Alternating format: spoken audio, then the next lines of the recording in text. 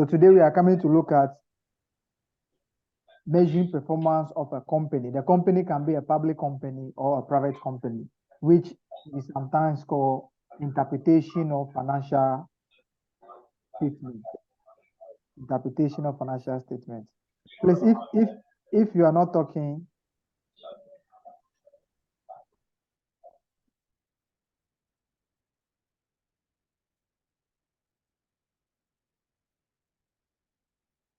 okay.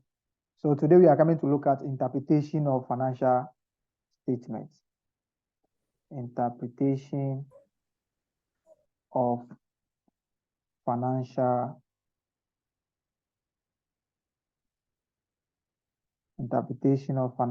statements.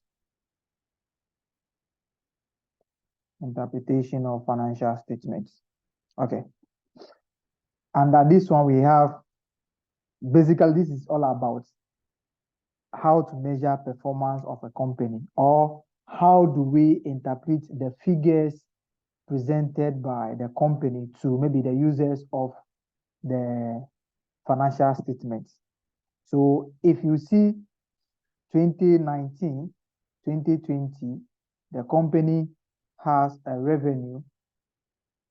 The company has a revenue of 2,000.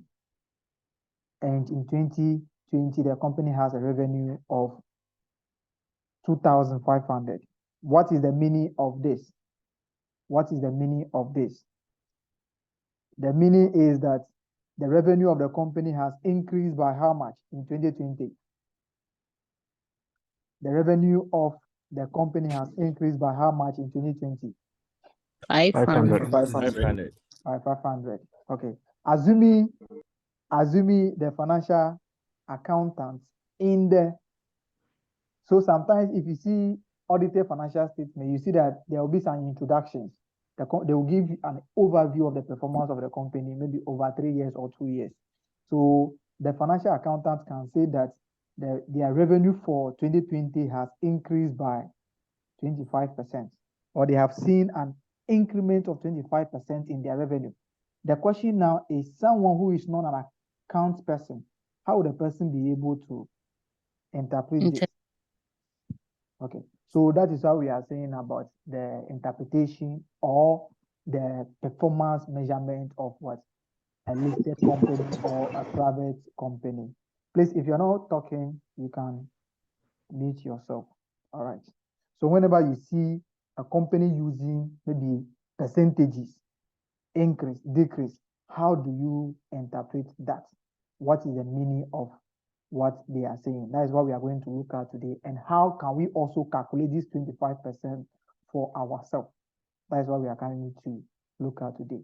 Why do you think a company needs to measure their performance? Why do you think yourself, you need to measure your performance?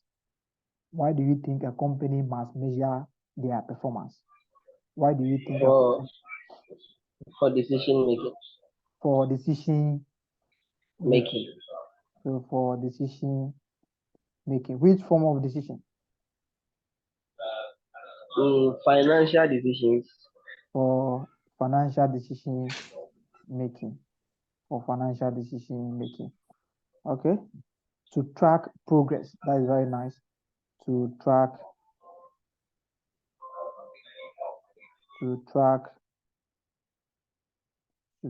their progress. Okay. Financial decision making. Okay. What again?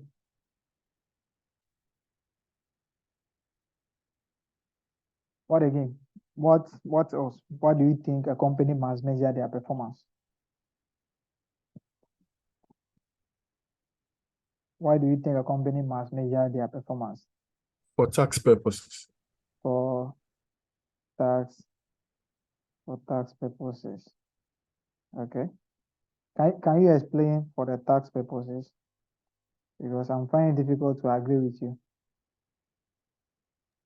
So every company pays tax based on their profits.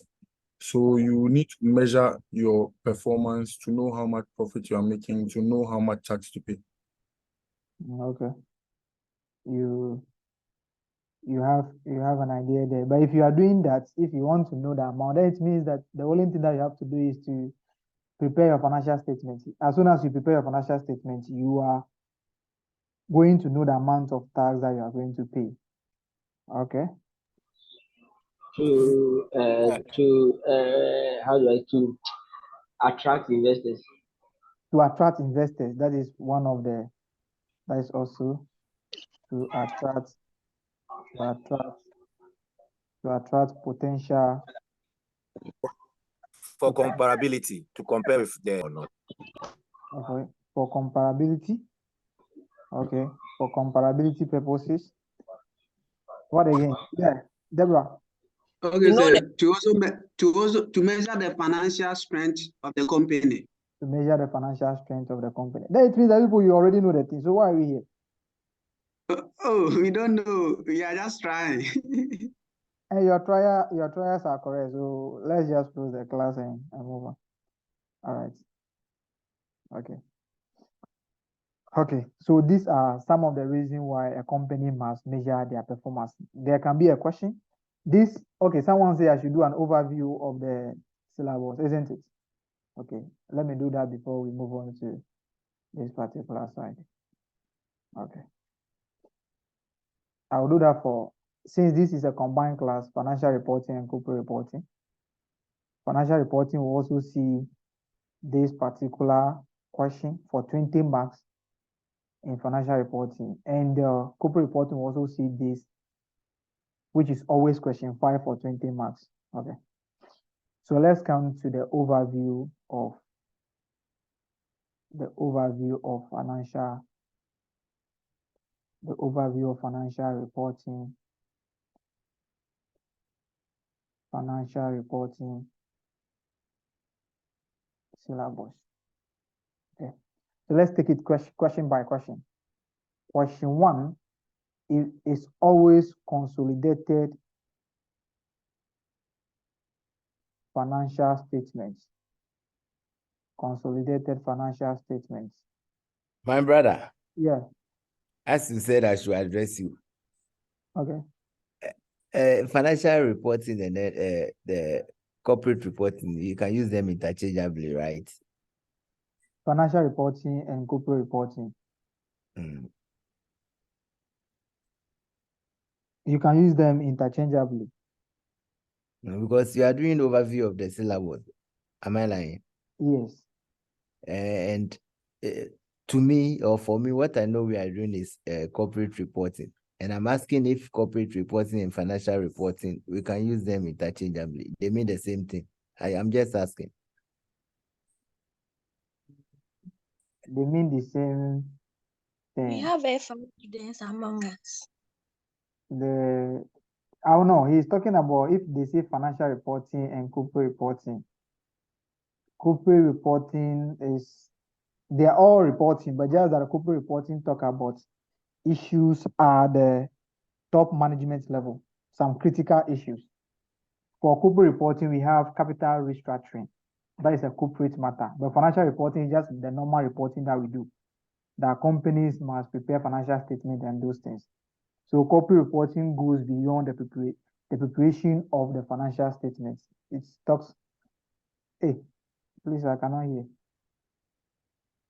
Your sound is very low. Hey. Okay. Maybe it's from her end. It's from her end then. Okay. So the corporate reporting talks about some sensitive issues like capital restructuring and many other issues. But the financial reporting, our concern is how do we prepare our financial statements? The purpose is preparation of published account or something like that. That is the financial reporting. But the corporate reporting goes beyond the monetary aspect of the reporting. Okay. So the corporate reporting is the advanced one of the financial reporting. But for corporate reporting and financial reporting, question 1 will always be consolidated financial statements. If you say consolidated financial statement, we are talking about group accounts where a company will acquire another company. And if that happens, if you're having more than 50%, the standard says that when you have more than 50%, when you acquire more than 50% of the other company, you are I'm, required I'm, to. I'm back again. Okay. So what I mean is the course we are reading now is corporate reporting, right? The one that some people are doing corporate reporting, some people are doing financial reporting. Oh, so you are combining the two. Yes, because you have these topics are in common. So I cannot teach corporate reporting separately and teach financial reporting separately. Oh, okay. So you've combined the class. Yes, please. So we have corporate students, corporate reporting student, and financial reporting students. Exactly, senior. Okay, because I was for a second confused because I'm doing corporate reporting. So when I saw overview of financial reporting, I have to go back and ask. So I now understand. Okay, thank you. Thank you. So that means we have two combined classes. Yes, but for Saturday, it's Thank you. separate class. Thank you for educating my ignorance. No, it's not by ignorance. It's because we are not aware. It's because we are not aware. So, Okay, but Saturday is a separate class. Oh, okay. Saturday is a separate class. Okay. All right. So for financial reporting and corporate reporting, you always see consolidated financial statement, which is group accounts. Some people call it console for 20 marks. It's 20 marks, but in actual sense, 25 marks. There will always be a theory question on the group account also for 5 marks for both corporate reporting and financial reporting. So for consolidated financial statements, you can have, maybe they ask you to prepare only statement of financial position, or they can ask you to prepare statement of profit or loss, or they can ask you to prepare both. They can ask you to prepare both. For financial reporting, what you are going to see is you are going to see basic consolidation issues. You are going to see basic consolidation issues. But for corporate reporting, you are going to see advanced consolidation. If you talk about advanced consolidation in financial reporting, we assume that the parent, who is the buyer or the investor, will just buy at once and gain control. The company will buy more than 50% at once. But in actual sense, the 50% can be achieved in so many stages. The investor can decide to buy 10% first. They will come and buy 20%. Then they will come and buy maybe 15%. Then they will come and buy 5%. So you can see that the 50% will be achieved in stages, different dates. So for this particular issue, we'll be look at under corporate reporting, which we call step acquisition. Control being gained in stages. So that will be in corporate reporting. But for financial reporting, the investor will just acquire the investee at once and gain control. But for corporate reporting, this can be done in stages. This can be done in stages. And for corporate reporting too, we have issues where the company will be having 70% and they may decide to sell 15%. So we have something that we call disposal of a subsidiary. But in financial reporting, there is no issue with step acquisition and disposal. Corporate reporting too, we have something that we call complex groups.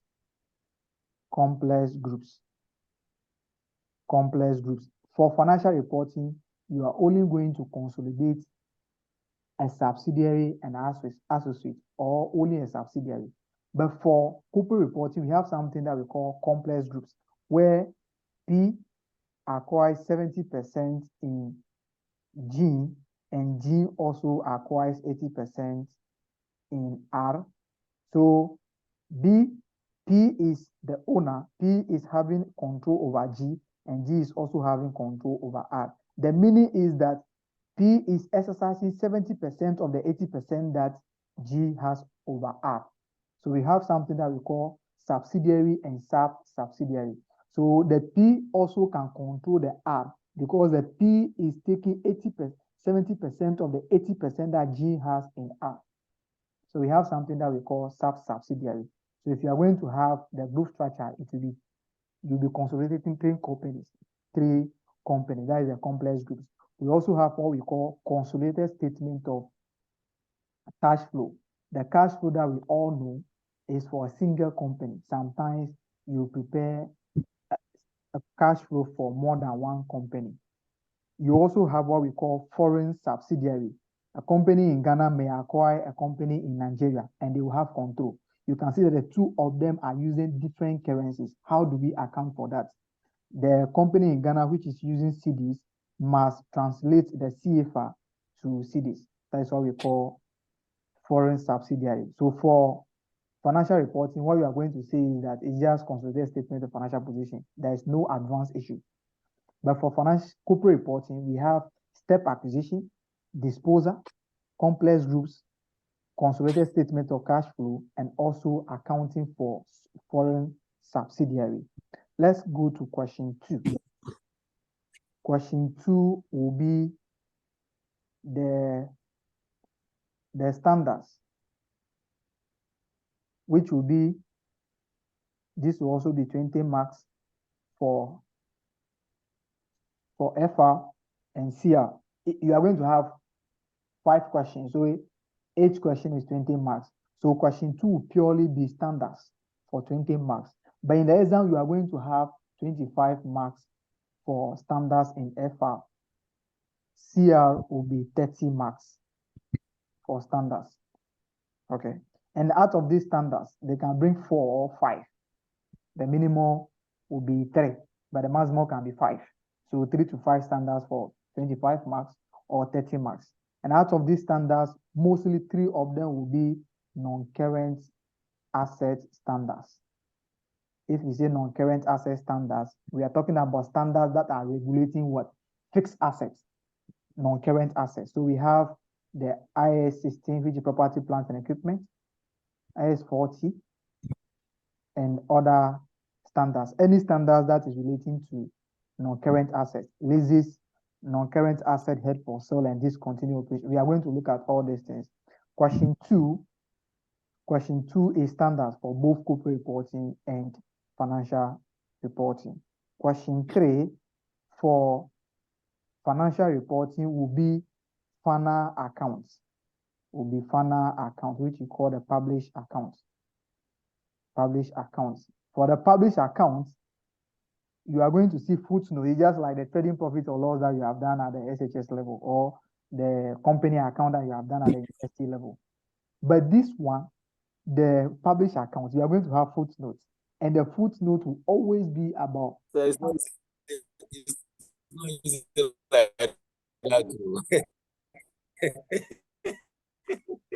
And the footnote will always be about the standards. So if you don't have knowledge about the standards, you can't do the final account, because at least 50% of the figures in the trial balance will be adjusted. So the footnotes is always about what? The standards. So if you don't understand the standard, there is no way you can do the published accounts. That is for financial reporting. That is for financial reporting. If you go to corporate reporting, question 3 for corporate reporting, you will still see questions on standards for 10 marks. You still see questions on standards for 10 marks. For 10 marks. Then you see question on ethics, the one that we have done, the regulatory framework, for 10 marks. This is 10 marks, ethics, where you are going to be applying the principles of confidentiality, integrity, and those ones, for 10 marks. Question 4 for financial reporting will be the interpretation of financial statement, what we are doing today, where they will ask them to measure the performance of the company in relation to the company itself. We have something that we call internal comparison, where you are comparing the performance of the company over different years. So you are trying to compare 2019 to 2020. They can ask you to do that by calculating certain ratios, and they will ask you to write reports. The report writing can take like maybe 16 marks or 15 marks or 10 marks. So this one will be the performance measurement, which is always ratio analysis for financial reporting. Corporate reporting, your question 4 will be the topic that we are doing right now, which is the specialized transaction. The specialized transaction. Another specialized transaction, we can have reorganization, and we also have what we call business valuation. This will always be for 15 marks. That is question 4A. Question 4B will be 5 marks question on the theory of the consolidated financial statement, which I'm going to share the question with, like a document with you. Study it very well because the 5 marks question will come for that particular document. All right. So I'll put it together. The one that they are here to examine, I will bring them together. How you are going to do it. If you should wake up every morning and memorize one question, do it like that. The 5 marks question will come from that place. So question 4 is specialized transaction for corporate reporting. Question 5. The question 5 for financial reporting will be, you will see one question on the standard again to make it 25 marks. You can see one question on console, which is group account for 5 marks. Then you can now see 10 marks question on conceptual framework, which we did on Sunday, or you can see 10 marks question on ethical issues, which we did Monday, like last week, Monday, like this. That is FR, question 5. Corporate reporting, question 5 will be your performance measurement, which is what we are doing today. Performance measurement for 20 marks. They'll ask you to calculate some ratios and use the ratios to write a report. So today we are going to look at the various types of ratios that we can have and how to calculate them, and also how to write a report. Maybe next week, Monday, we solve at least 3 or 2 questions, then we say bye-bye to that one. So every Monday, then we move on to standards. Every Monday we do standards. Okay. So ladies and gentlemen, basically this is what you'll be asked to do. But the areas that you can get your marks is the performance measurements. And especially the report writing. You have to know that report is going to be based on the ratios that you have calculated. So if the ratios are wrong, it means that the facts, the evidence that you'll be using to support your arguments will be wrong. You'll be quoting wrong figures.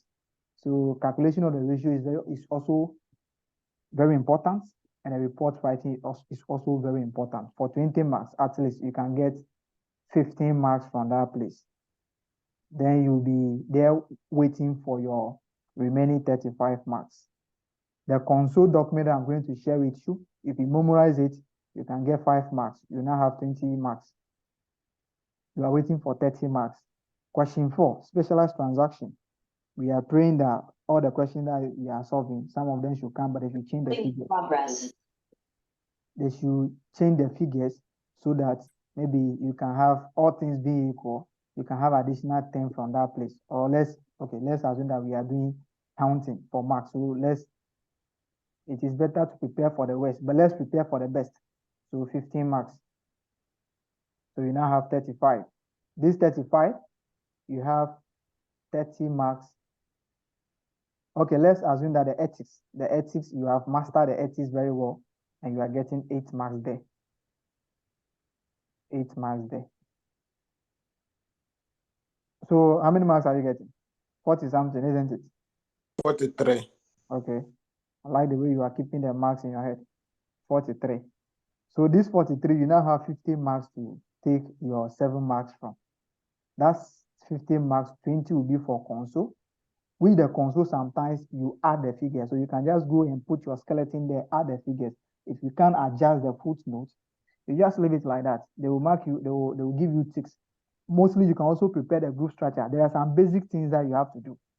Even if you don't know how to adjust the footnote, there are some basic workings that no matter what, you can get it. So you do those ones and leave it for them. Those who want to come and continue. The examiner should come and complete it and mark. They will give you ticks. Whether you balance, whether you total the figure or not, they will still mark the ticks. They mark the figures. So the console is 20 marks. And let's assume that you are getting 5 marks there. You now have 48. And you have 30 marks from standards. Okay. The standards, though sometimes the way they bring the question, you need a complete understanding of the standards. But let's assume that you have your favorite standards, 2 of them came, so you are getting 8.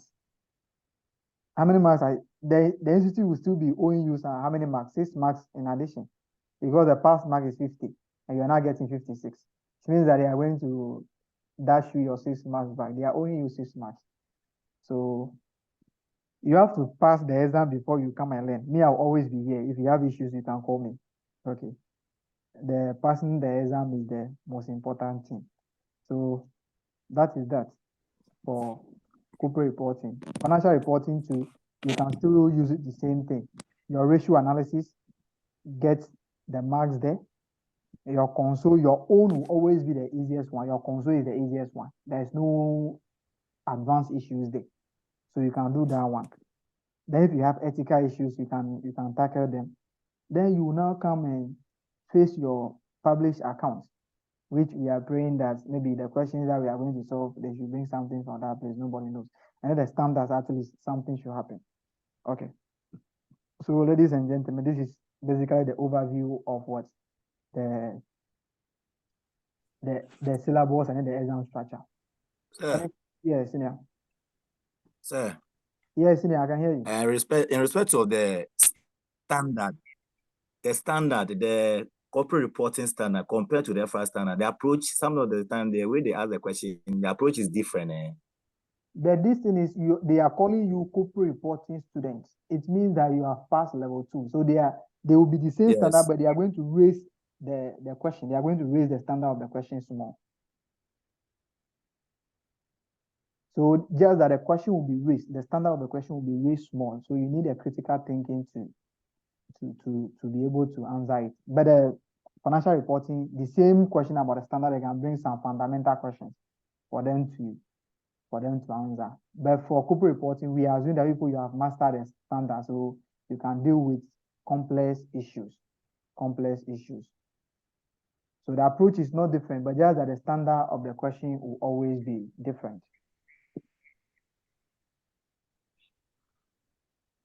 Okay. Thank you very much. Okay, you're welcome. All right, but there's a standard which is specifically for only corporate reporting people that we are going to do. I hope some of you have heard about it before. Employees benefits and share-based payments. Okay, these 2 standards, always one of them will come. Last sitting, the share-based payment came. So maybe this sitting, they can bring the employees benefits. That is a standard for only corporate reporting people. So we are going to look at that one.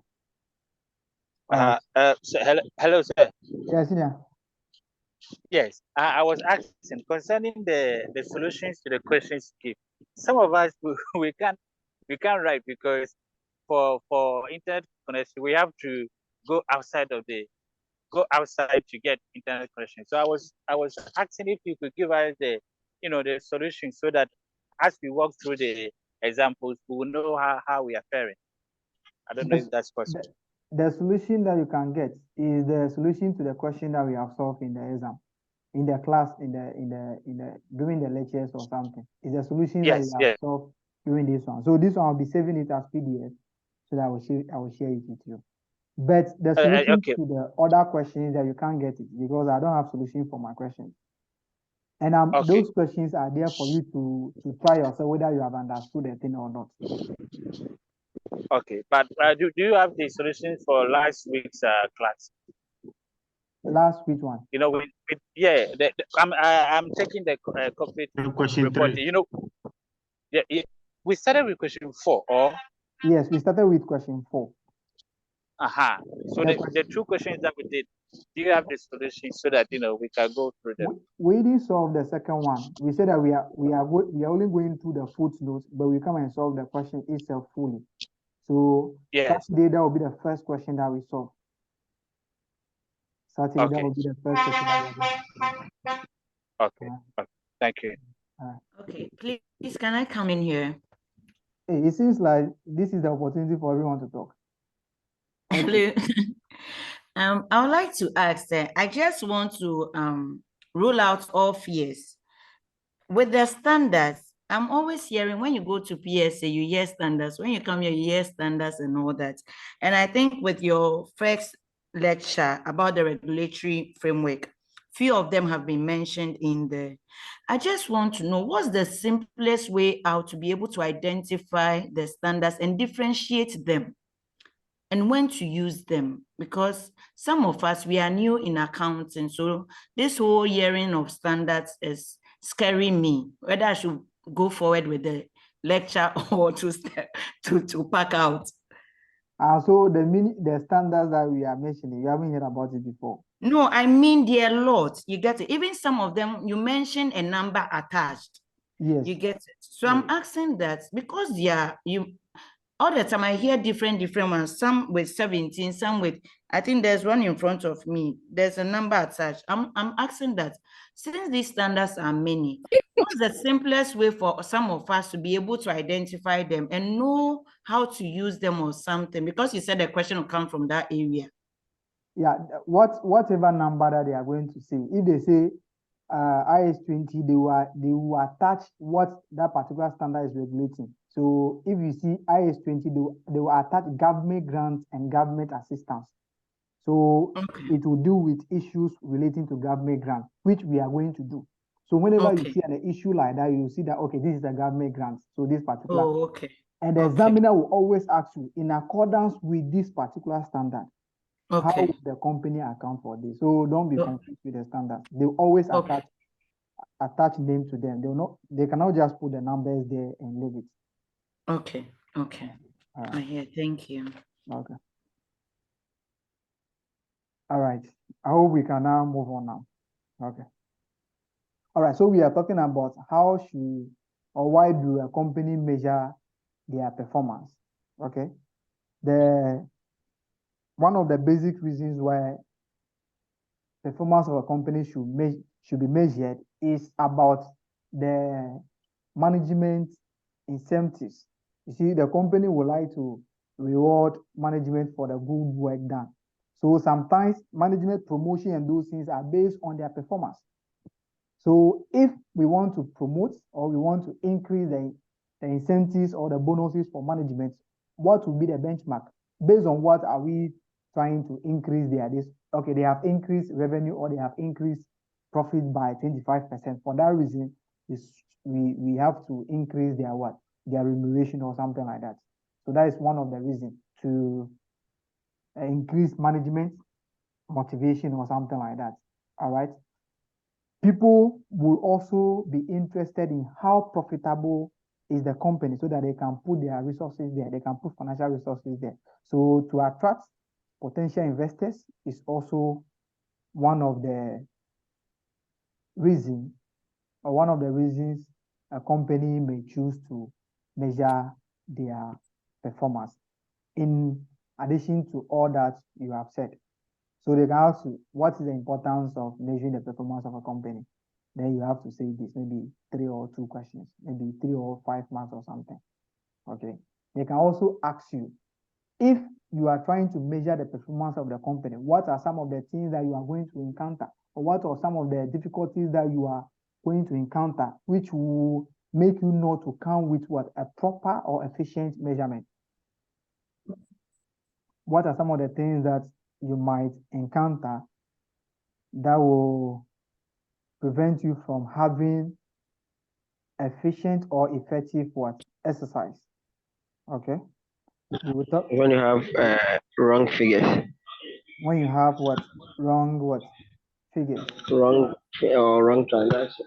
Okay. When the financial statement is presented wrongly, or when there is an error, when there are errors in the treatment of certain items, in the treatment of certain items in the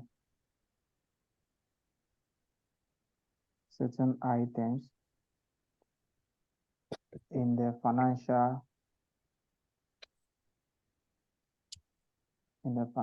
statements. Okay. What again?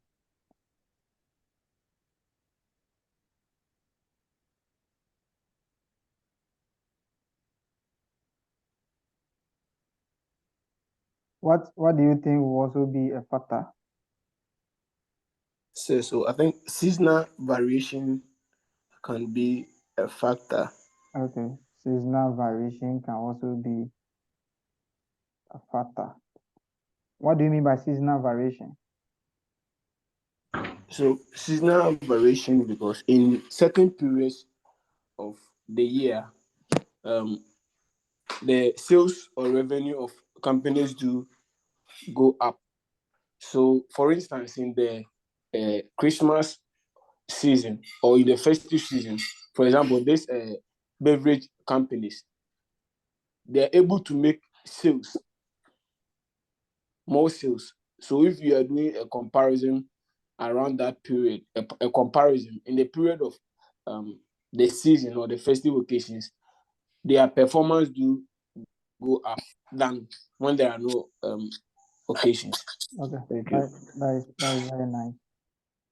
Another one is a company which is preparing maybe umbrella.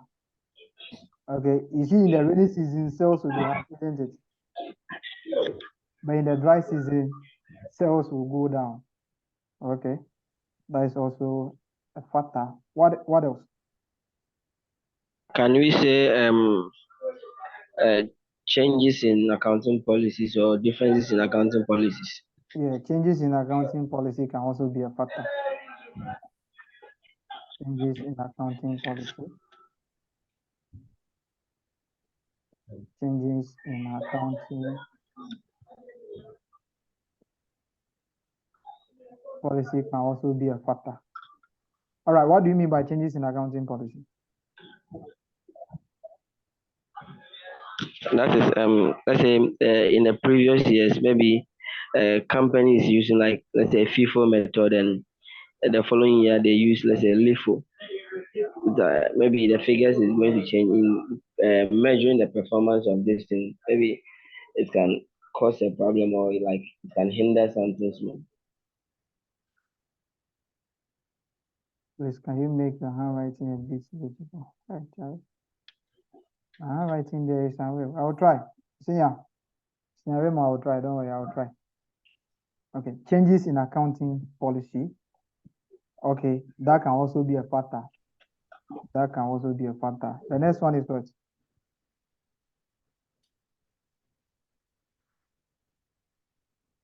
So we can say that in the first year of operation, ratios cannot be a basis for comparison because there will be no previous years to compare with the current year that you are doing the comparison. Is it when in the first year there cannot be any ratio comparison? In the first year, yeah, ratios or measurement cannot be a good base for measuring a company's performance because there will not be a benchmark. Are you talking about internal compare? We have so many types of comparison. Well, this what is you are talking about? So internally, internally there cannot be any comparison. Yes, there is no previous indicators that we can. So if you are talking about internal comparison, there will not be any in the first year. But situation where you are doing external comparison, comparing your performance with a competitor or the industry average, you can do that even in the first year of operation. Okay. Yes, sir. Thank you. Okay. So another factor is also the definition of the company's what? Ratios. Definition of the company's what? Ratios. If the definition, how do they calculate the ratios? You see, if we are talking about net assets, or let's talk about quick assets. Quick assets. If you say quick assets, what is the meaning? Quick or liquid assets? Quick or liquid assets? It's an asset that can be converted into cash easily. Okay. So this quick asset is all the current assets except what? Inventory. Inventory. Inventory, isn't it? All right. You see, certain companies can also include prepaid expenses. This one I'm writing. Certain companies can also include prepaid expenses as what? A liquid asset. Prepaid expenses as a liquid asset. And certain companies can also decide not to what? To include prepaid expenses as a liquid asset. But to you, let me count to you. To you, how should prepaid expenses to be classified?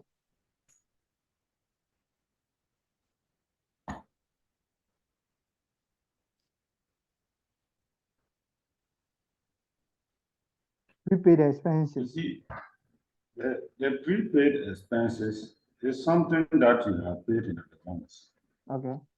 You can easily get back. But there can be difficulties in getting back that what you have paid in advance.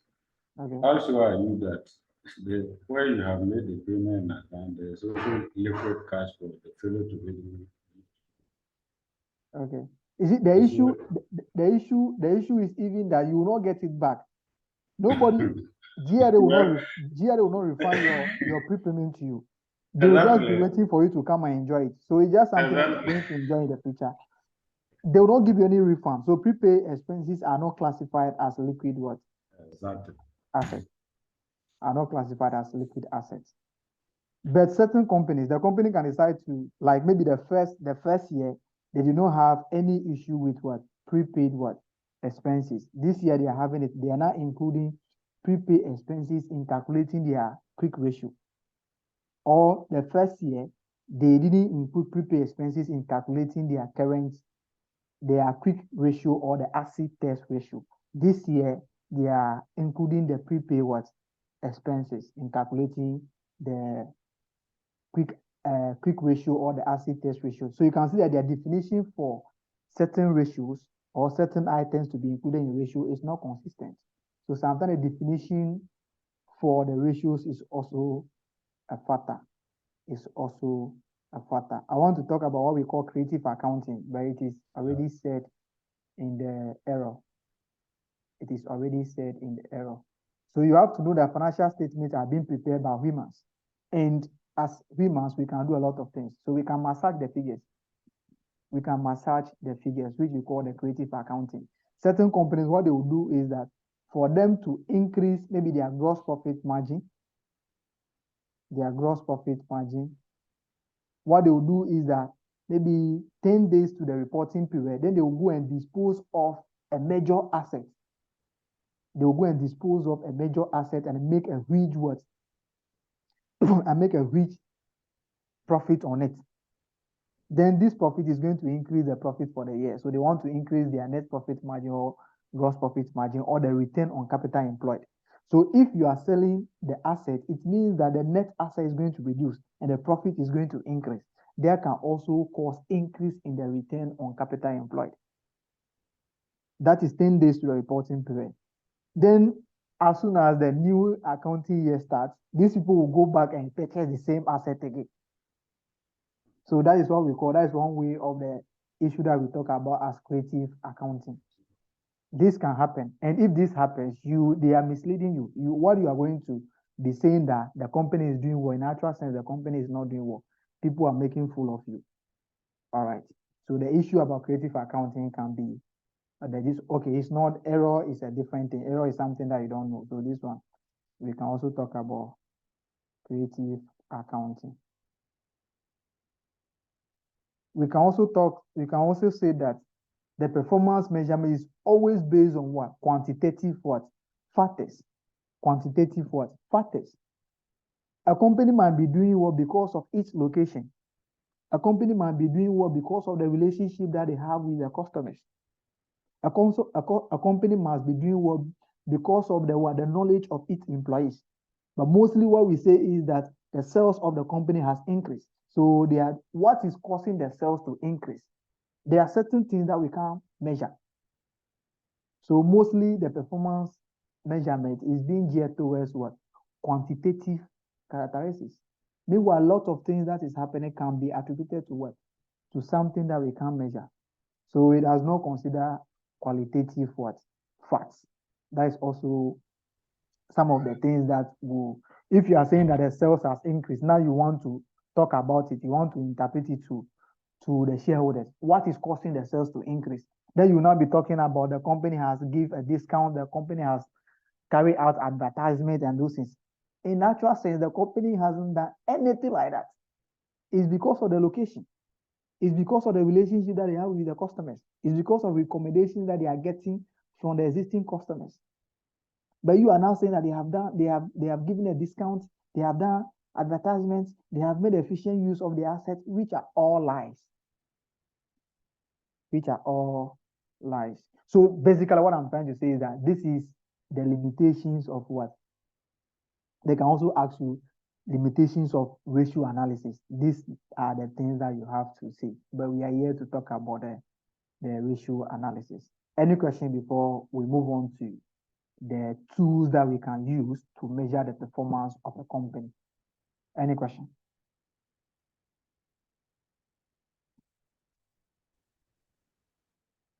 Any question before we move on? So Yeah, please, if I understand you are, please come again with your last. Hello, sir. Yes, senior. Hello. Yes, senior. Please, can you come again with your last point? You said some quantitative tactics or so what? are you saying that these are some of the errors?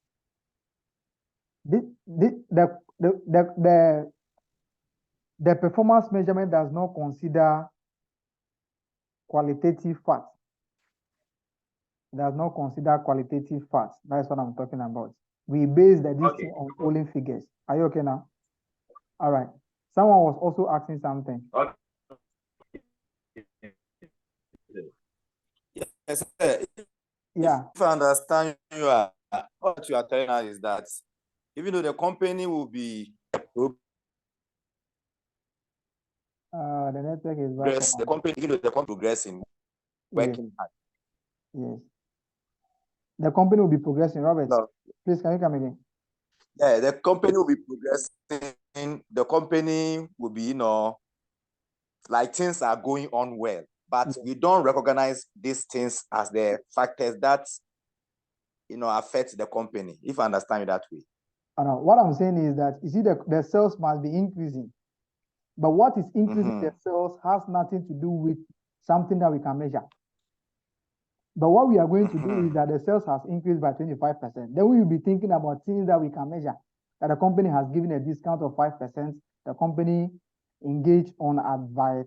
They do enough advertising during the year, which they spend this. You'll be talking about something that you can measure. But in actual sense, those things are not the factor that contribute to the increment in the sales.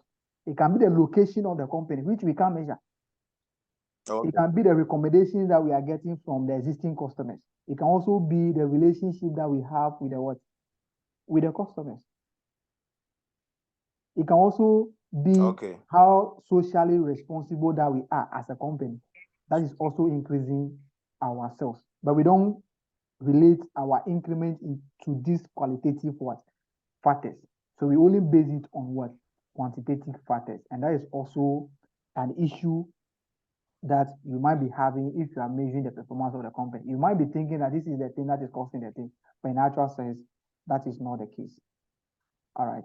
So secondly, my network was disturbing me. The seasonal variation.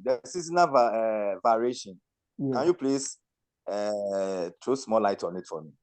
Oh, I wasn't the person who threw the light on it. So I will call that person to do. You can translate us. Yes, yeah. So the person who do this thing on this thing, the person who did the throwing of the light or the seasonal variation. We are waiting for you. Okay. Okay, so I said that seasonal variation because in certain period of the year, sales or revenue of companies do go up. Example, the soft drinks and the brewery companies, in the season of Easter and Christmas, they are able to make more sales than the other seasons when it's not festive occasions. And also, Mr. Lionel cited an example of in the rainy season, people do sell or buy more umbrella because it is rain. Okay. Yeah. Thank you. Please, I want to ask this. Where can we put changes in how do we currency rates? Let's take the dollar rate, for instance. Okay. I know a company that transacts internationally, and last 2 years or 3 years ago, they pegged most of their rates that they were paying consultants. And if you look at it currently, they are still paying the same rate that was pegged as at that time. So if it was 2,000 they were paying, they are still paying 2,000 to the consultants. But as we speak, the money is being paid in dollars from outside to their account. And if you check the current rate as at today compared to 2 or 3 years ago, and they are still paying consultants for the work they do, still 2,000. I am also thinking that then this year or maybe last year's financial statement is going to also show profit, because I'm asking that with the margins of the exchange, the different yes, rates, yeah. Yes. Yeah. I just want to know if this can also be a limitation in case maybe it shoots up their profit margin. Yes, it can be a limitation if the company is operating internationally. Oh, okay. Are you okay? Okay. But where can we put it?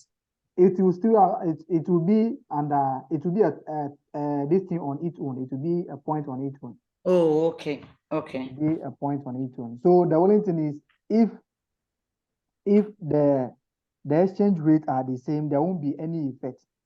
But if they are different, you see that if it is 12 cedis last year, now it is 14 cedis. That will also be a factor for the decrease in the what? In the exchange rate. Okay. Okay. Okay. Thank you. All right. Welcome. This one, I'm not saying that what I've written over here in the exam hall, you can look at the question and the point will come and you write it. Me, I encourage everyone to write anything, but you have to make sure that what you are writing, there is sense in it. If you are reading it on your own, you can be proud of yourself that, oh, this what I've written, oh, okay, it's nice. So these are just few of them. These are just few of them. But this is just a general thing. Sometimes they will give you a financial statement of 2 companies and they can ask you about the limitation of the analysis that you have done. So in that case, you can look at what are some of the things that will make the work that you have done, the analysis that you have done, to be useless. To be useless. The first one is accounting policy of the company. If the 2 companies are using different accounting policy, then it means that what you are saying is not correct. If the 2 companies are defining their ratios differently, someone is including inventory in their asset test ratio, someone is excluding it, someone is including prepaid, someone is not including prepaid, you can see that you are going to have a different result from that particular one. Okay. Okay. So that is that. Someone want to say something before we move on to the tools that we use for. Yes, I want to say something. Okay, Senior. So does it mean the limitations are not just straitjackets, but you should look at their mode of preparation or the policies they are using before you come out with the You can only do that if you have more information concerning the company in the exam. Oh, okay. But if you don't have that, then you can just write the general ones and explain them relating to that particular question. Okay, thank you so much. All right, Senior. All right. I hope you have downloaded the questions and you have downloaded the past questions and you are looking to the ethical issues. Okay, that is an easy go area. If you don't want to get a 10 marks, which of the settings do you want us to download? Oh, download from the standard. Just download the questions that you can download. But you can download okay. from I thought maybe, you know, I think this is the first time also I'm doing. So I thought maybe you give a particular setting they should download and read. That is what I'm asking. Or download from 2015. No, I'm not sure from 2015 there is ethical issues there. I'm not sure. Hello, senior. Yes, senior. Yeah, there is an app for all those past questions. Really? So, yes. Can you share on the WhatsApp platform with us? Okay, we have it is on the Google Play Store and the App Play Store, App Store. Sorry. Okay. Oh, okay. And the name is Student Companion. ICA Student Companion. Yes. Okay. Or just Student Companion. ICA Student Companion. Okay. Okay. God Yes. bless you. It have all the past questions. Okay. It's from ICA itself. Okay.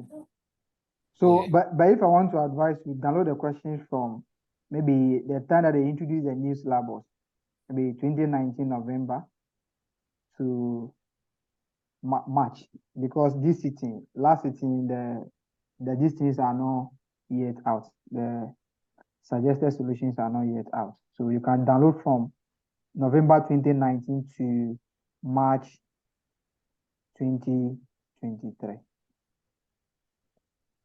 Okay. All right, let's look at the tools that we use to measure the performance of a company. Tools that we use. But let's look at the various forms of performance measurement that we have. Performance measurement. How do we measure the performance of a company? Or if we want to know whether the company is doing well, what do? We have so many ways that we can measure and compare the performance of a company. The first one is we can do what we call internal comparison. Internal comparison. Okay. The second one is what we call industry comparison. We also have competitor comparison. Okay. The internal comparison is comparing the performance of the company over the years. Maybe the same company you are comparing 2019 to 2020. The same company you are comparing the performance of the company over certain number of years. That is the internal comparison. That is the internal comparison. The industry one is that you compare the performance of the company to the industry average. You see, every company belongs to an industry, isn't it? Every company belongs to an industry. So if you are a manufacturing company, it means that you are being found in the manufacturing industry. So what will happen is that in the industry, every company in the industry are expected to have certain what? Performance measures. So they are saying that if you're in the manufacturing industry, the current ratio. Current ratio, what do you mean by the current ratio? Current ratio. If someone asks you, like your key sister at the SHS level, or they are doing interpretation of financial statement and their teacher was mentioning current ratio. And she was just there. That is comparing your current assets with current. Comparing your current assets to your current what?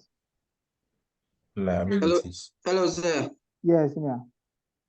Okay, so when we talk of current ratio, it basically measures how liquid a company is, how much, let's say, fund the company have to cover its current liabilities as and when they fall due. Okay, that is nice. That is nice. And comparing your current assets to your current liabilities, that is also nice. But the norm is that it should be 2:1. Okay, but this depends on the industry. Yeah, it depends Industry, on the okay, Yeah. okay. So if you are in the insurance industry, you can't say that 2:1 is okay for it. You can imagine how often you'll be giving cash out, isn't it? So if you're in the insurance industry, even 5:1 is even small. Even Because the financial institutions. yes, 5:1 is too small because you can just be there, people will come for their claims. And if you don't have enough cash, how do you settle them? So this one depends on the industry. But the generally accepted one is that it should be 2:1. So if the company is in the financial industry, their industry average, you have to know that industry average is calculated on the whole company in the industry. So they can say that the industry average is 5:1. So if you calculate the current ratio for your company and it is 2:1, you can see that they are underperforming as compared to what? To the industry what? Average. Are you okay there? All right. So we compare the performance of the company to what is expected of them in the industry that they belongs to. So we do the industry average. We also have what we call the competitor comparison, where you compare the performance to a direct competitor. So mostly you have to calculate the ratios for the two companies. So they will give you the financial statement for one year. So they can give you Kofi Limited and they will give you AMA Limited. So Kofi and AMA are in the same industry. They are doing the same business. So what will happen is that calculate the ratios. The question will always give you the ratios, or sometimes they will say calculate profitability ratios, efficiency ratios, and those things. And you have to know, if you talk about profitability ratios, what are the ratios falling under that particular one. So you calculate it and they'll ask you to write a report to the directors of your company measuring the performance or analyzing the performance of Kofi Limited relative to AMA Limited. So you are going to write about the performance, comparing Kofi's performance to AMA's Limited.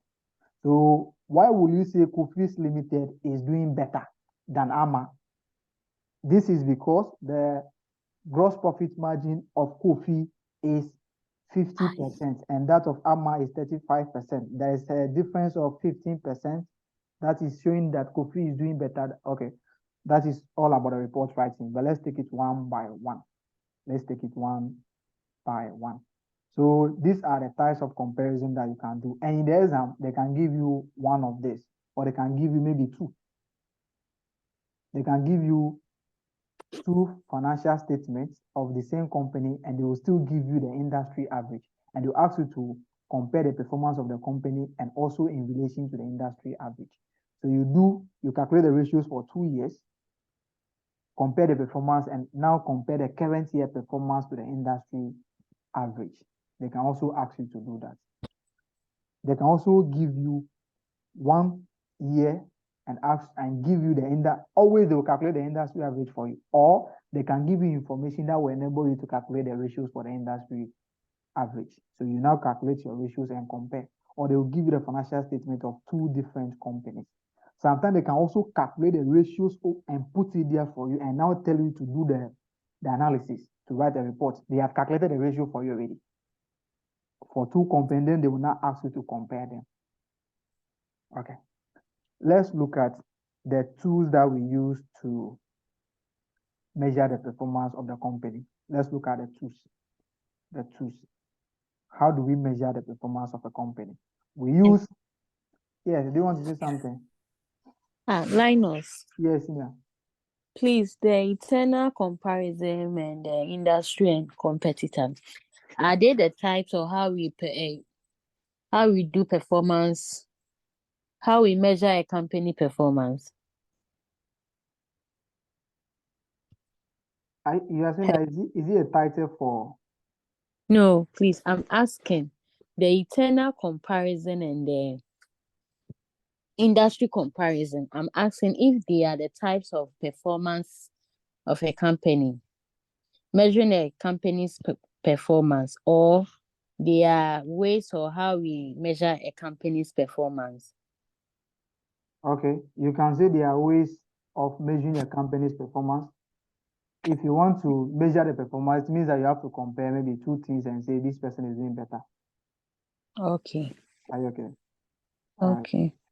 But we have tools for measuring the performance of a company. We have tools for measuring the performance of a company, which is what I'm coming to right now. So what are the tools that we use? Tools for measuring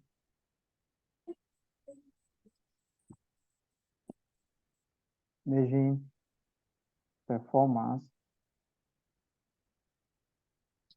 of a company. Do you know the reason I'm finding it difficult to write? Because the time I was schooling, I don't write. I'll just take one book for maybe 3 courses in the university. I won't write anything. The book, I will send it and bring it again. So I'm not used to writing. Okay. Basically, we have two tools for measuring the performance of a company. The first one is what we call the ratio analysis. And the second one is what we call common size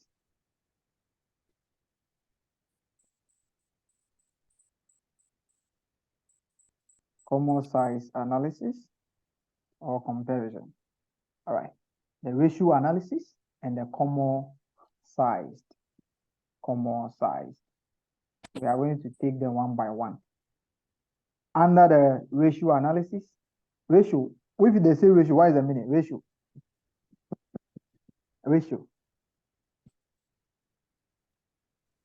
Hello, sir. Yes, yeah. When we talk of ratio, is expressing one figure as a percentage over the other. Okay. So let's say if you want to find, let's say, gross ratio, you take sales, then you take gross profit. So we divide the gross profit by the sales, then you multiply it by 100. So what you get will represent the gross margin ratio, gross profit ratio. Okay. Thank you. That is nice. We also say a ratio is a percentage. Okay. Since you are going to have something over something, it's a ratio. But ratio is always written like this: 2 is to something, isn't it? Yes. 2 is to 1. That is a ratio. All right. So this is ratio, and this can also be written as 2 divided by what? Yes. 1. 2 divided by 1. That means expressing something over. Okay. All right. But if you have 2 over 3, this now becomes what?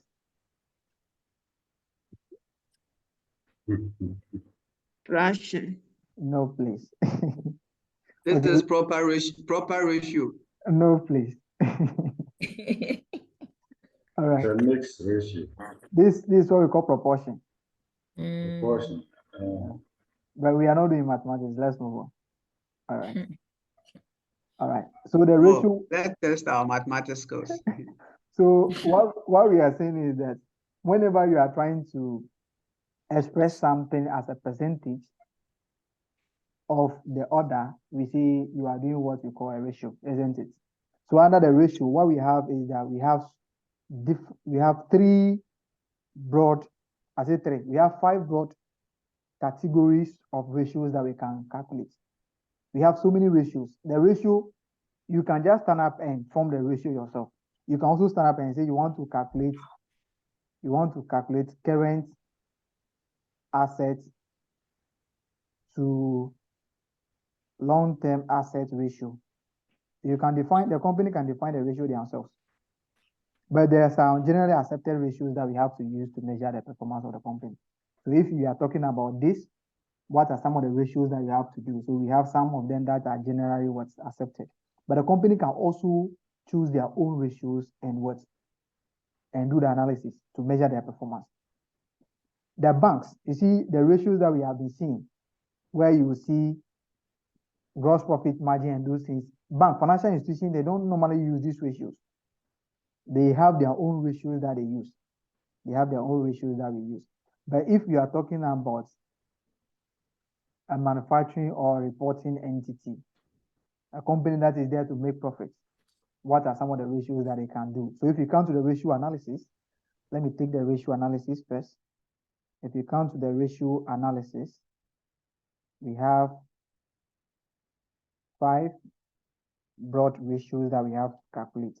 The first one is we want to measure the main motive for measuring the performance of the company is to know whether the company is doing well or not, isn't it? Yes. Doing well or not in terms of what? What are we doing? In terms of profit. So the first ratio is profitability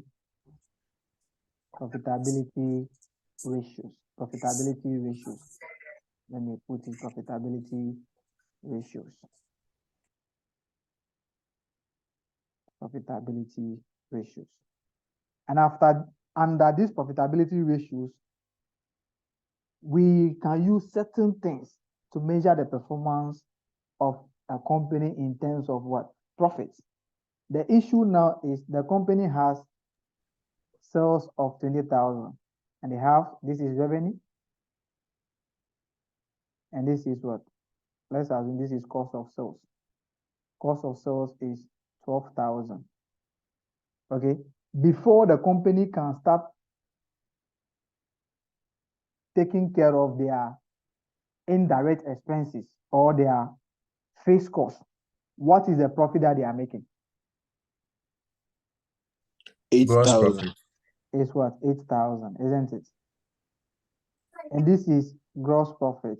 We are saying gross profit because this is a direct profit from what we are doing. But we incur certain indirect costs to get this particular revenue. So we have to net it. So you can also look at, okay, what is the total profit that the company is making without taking into consideration the indirect costs that we have incurred? It is the gross profit, isn't it? So we can also look at, okay, if we are buying tomatoes at 10 cedi, we are selling it at 15 cedi. So how much profit are we making? Direct profit that we are making, it is 5 cedi, isn't it? So if this year we have maybe 10,000, next year we have 20,000, we can also look at the profit that the direct profit that we are making and say that, okay, the company is doing better. Are you okay? So one of the ratios that we look at under this one is the gross profit margin. Okay. You see, all of us, we have just been quoting the formula anyhow, isn't it? Okay. Let's look at the revenue. How much is the revenue? 20,000. 20,000. How much is the cost? 12,000. What is the direct profit that we are making? 8,000. Okay. 8,000. What percentage of the revenue represents the gross profit? 40%. 40%. How did you get a 40%? 8,000 over 20,000 times 100. Okay. So the gross profit margin, what we are saying is that what percentage of our revenue represents what? Our gross profit. That's what we are looking at. What percentage of our revenue represents what? The gross profit. In actual sense, this can also be called a contribution margin. The gross profit margin can also be called contribution what? Margin. What portion of the revenue represents what? Our gross profit. That can be calculated as the gross profit over revenue times what? 100. Gross profit over revenue times 100. And what does this particular ratio measure? What is he talking about? What is he talking about? What is he talking about? Okay, sir. Yes, yeah. Talking about the portion of the sales that represents the gross profit of the business, or how much of the sales can be derived as gross profit after deducting cost of sales. Okay. Okay, that is also nice. That is not bad. That is not so bad. Hello, sir. Yes, yeah. Can you also see it measures the operational profit of the business in terms of the main reason why the company exists, whether the main reason is fetching them profit or not? It sounds like this person's voice is something. If it should be the person that I know, then I'll remove the person. Eh? Please, do I know you? I don't think I. No, your voice is like. Do you know Grandmaster? Grandmaster. Are you doing strategic case study? Yes. So you don't know your voice is like your lecturer for the case study. Because he's my friend. I'm suspecting you. Maybe the next time that I will do this. Yeah, you can also say that. But mostly they say the operational profit, they take the net profit as the operational profit. Are you okay? But what we are doing over here is, let's assume that the operational profit is the gross profit. That is also a very nice thing. Okay, what else? What else? You see, sometimes you knowing what this ratio is telling you will help you to write the ratio and also help you to maybe sometimes you forget about the formula. You can also be able to derive the formula for yourself. Gross profit margin. What is it telling us?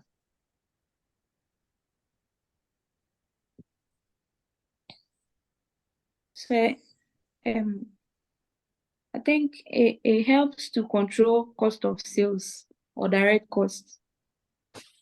Okay. So you are telling us the usefulness of gross profit margin. Okay.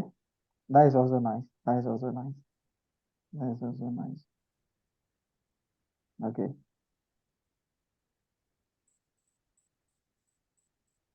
Hello, sir. Yes, yeah.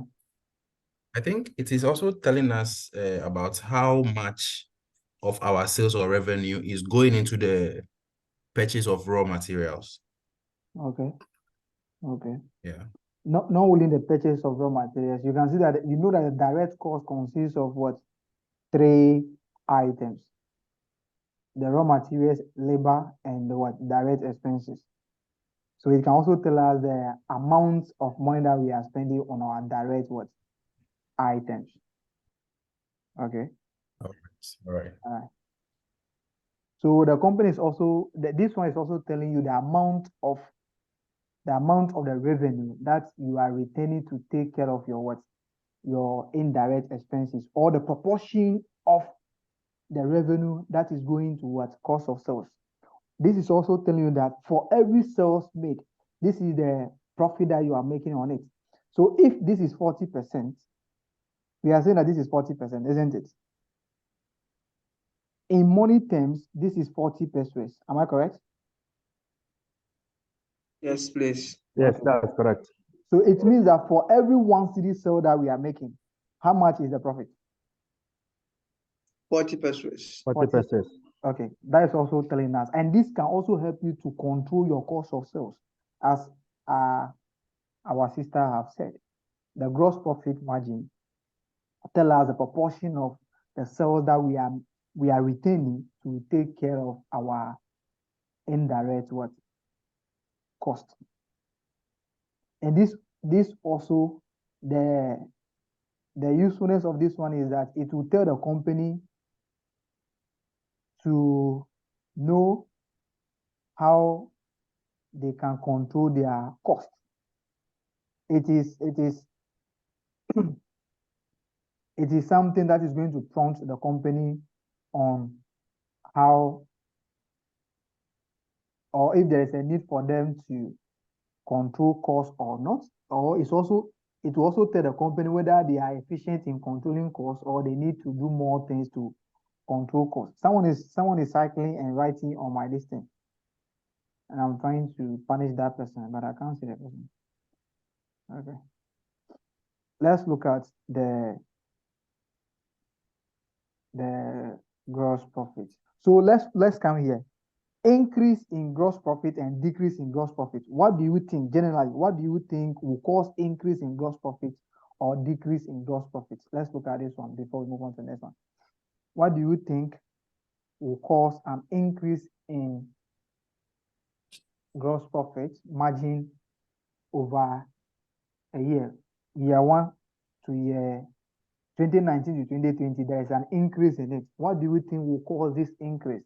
There is a decrease. What do you think will contribute to this increase or decrease? Increase or decrease in revenue. So we should look at which one first? Increase first, isn't it? Okay, let's look at the increase. Hello, Linus. Yes, Sina. Let me try. Okay. So an increase in that ratio will mean that maybe management is managing the cost of sales better. Okay, they are managing like there's cost. better measurement, yes, of the cost of sales. Okay, managing their direct cost. Yes. Direct cost very well, efficiently. Okay. What again?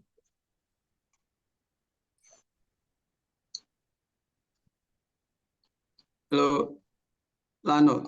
Yes, yeah. Okay, increase in sales for that particular year can also result in increase in gross profit. Increase in sales or increase in sales volume. Even increase in the price can also. The price, yes, selling price, yes, as well. But as sales is increasing, you have to keep the cost what? Constant. Yes, you have to minimize the cost or keep it what? Constant. Okay. What again?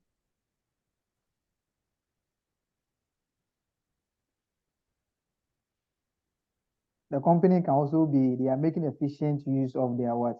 Their long-term assets.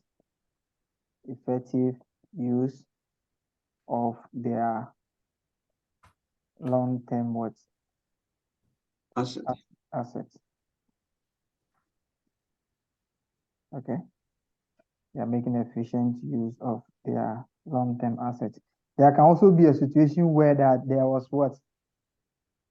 Extraordinary profit during the year.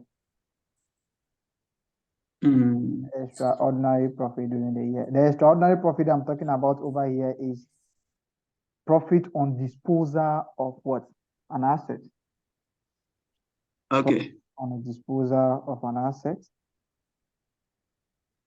Or there can be maybe. Can we also talk of? Will a disposal of such an item feed as revenue? The disposal, the profit on it. We are talking about the profit on it. When you have an asset at 2,000, you sold it for 3,000. There's a profit of what? 1,000.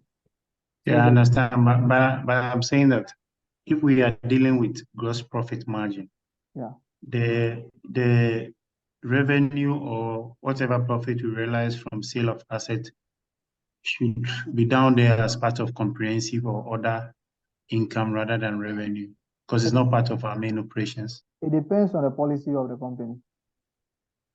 Okay. So certain companies can add the profit. Yeah. I thought maybe for the start we were limiting ourselves to maybe just the sales, maybe when it comes to production, what they are able to sell out. That's what we are limiting ourselves to be able to generate revenue. But if all these other things are coming in right now, then I don't know. Okay. Do you get it? Meanwhile, initially when we started, that was what I thought we were limiting ourselves to, the direct cost and the revenue from sales. Okay. But right now, if we are looking at how the gross profits can increase or decrease, what can affect it, and we bring all these things in, then we should expand the revenue base too. Yeah, the revenue, we have done the increase in sales already. That is it. Increase in sales or revenue, increase in sales or volume or price can also cause an increase. Yes, what I'm trying to say is when we started with the revenue and cost of sales. Yeah. I thought we were limiting ourselves to only sales from production or maybe sales of No. items. Okay. But if we have to define the revenue, because we are bringing long-term assets and maybe extraordinary profits due to sale of maybe an asset, that's what I'm saying, that then let's expand the revenue, saying that what contributes to the revenue.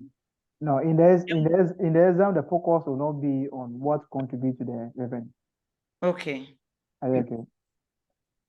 Okay, so Lionel. Yes, yeah. Okay, so we can even talk of efficient management of direct costs. Can Yeah. also lead to increase in gross profits. Which we say they're managing their direct costs, the first point. Sure. Okay. Yes. Yeah. Okay. It's all right. Yeah, thank you. Okay. All right. Someone is talking about the extraordinary activity. No, this should not be in other comprehensive income, but it will be under other income, which will be added to the gross profit. But it depends on accounting policy that the company is using. The company can put all these things together as revenue. Are you okay? So if you have information on that, then you can use this as a factor. But if they are adding this one as other income, they are reporting the gross profits separately, and they are now having other income, then the extraordinary profit will not be a factor. Are you okay? All right. Yeah. So it depends on the policy that the company is using. Let's look at what decreases does. What will cause a decrease in the, what will be the decrease?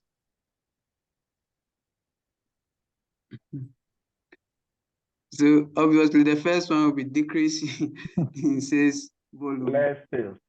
Okay. Or sales selling price. Okay, reduction in what? Sales volume. Sales volume or selling price can lead No. to. If there's a reduction in selling price, that can also cause higher sales. Are you okay? So that one is dependent on that is but if you maintain the sales volume and you reduce the okay, that's okay. So if you maintain the sales volume and reduce the selling price, there will be a reduction there. But if the selling price is reduced and sales volume has increased, but what we are doing is that all things be equal. So our this one will be all things being equal. Okay. Even increase in selling price can also cause a reduction in the sales volume. Sure. Okay. Yeah. Okay. Thank you. We assume that all things being equal. Are you okay? All right. What else? What else do you think? Increase in the direct cost can also be a factor. Yeah. Increase in the direct cost.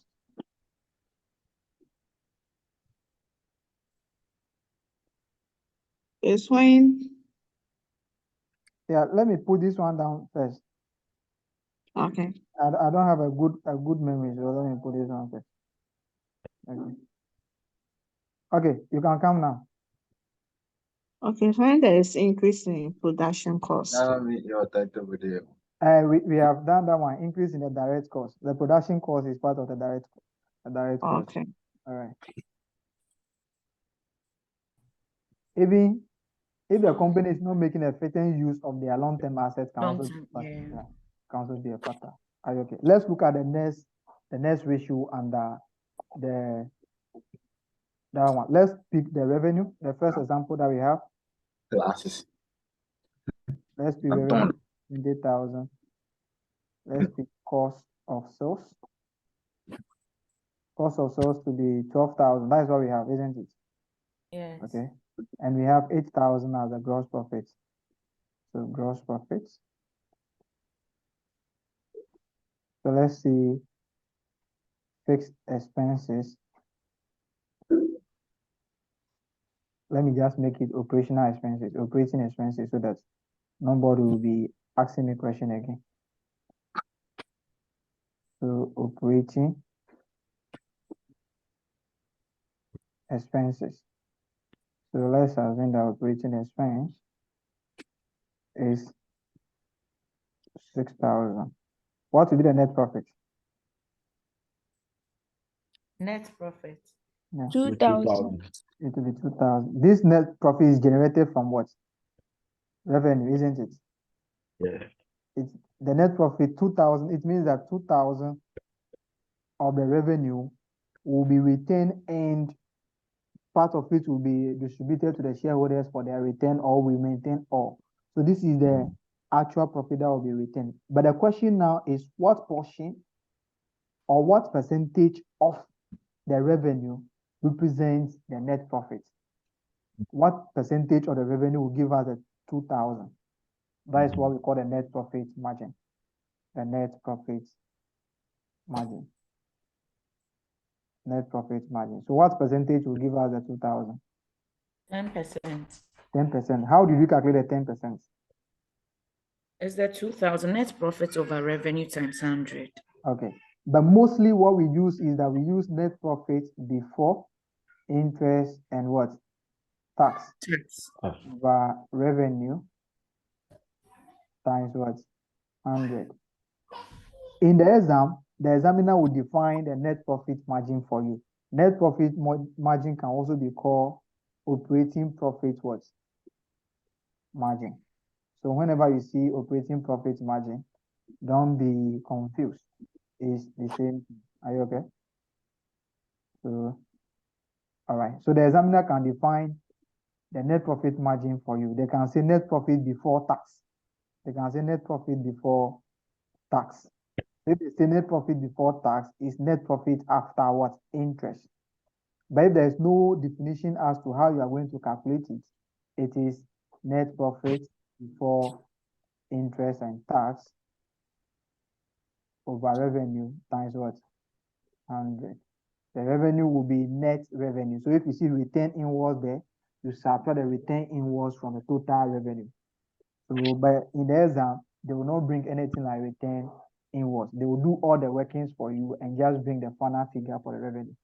But if you have a question where they put sales returns there, the revenue that you are going to use will be the net revenue, which will be the total revenue minus the sales returns. All right. Why do we think we are using net profit before interest and tax?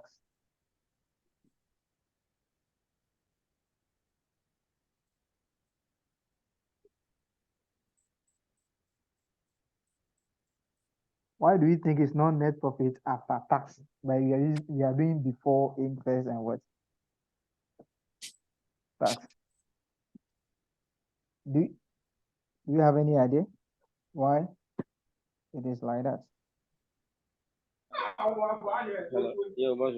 Yes, yeah. Yeah, I think the tax and the interest are not part of the operating activity. You want to talk about the hardware? Okay. That is also not bad. That's also not bad. That's also not bad. They are not parts of the expenses. That's also not bad. What else? Yeah, Abraham Lincoln. You say that you are the Ghana Abraham Lincoln, but I'm not seeing anything. Show working.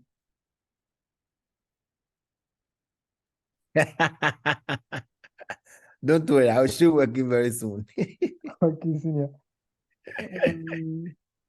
Why do you think the interest and tax is not actually part of them? We're asking what the interest and taxes are. Why are excluded? If you are doing the net profit margin, we don't use profit after tax, but we use profit before interest and tax.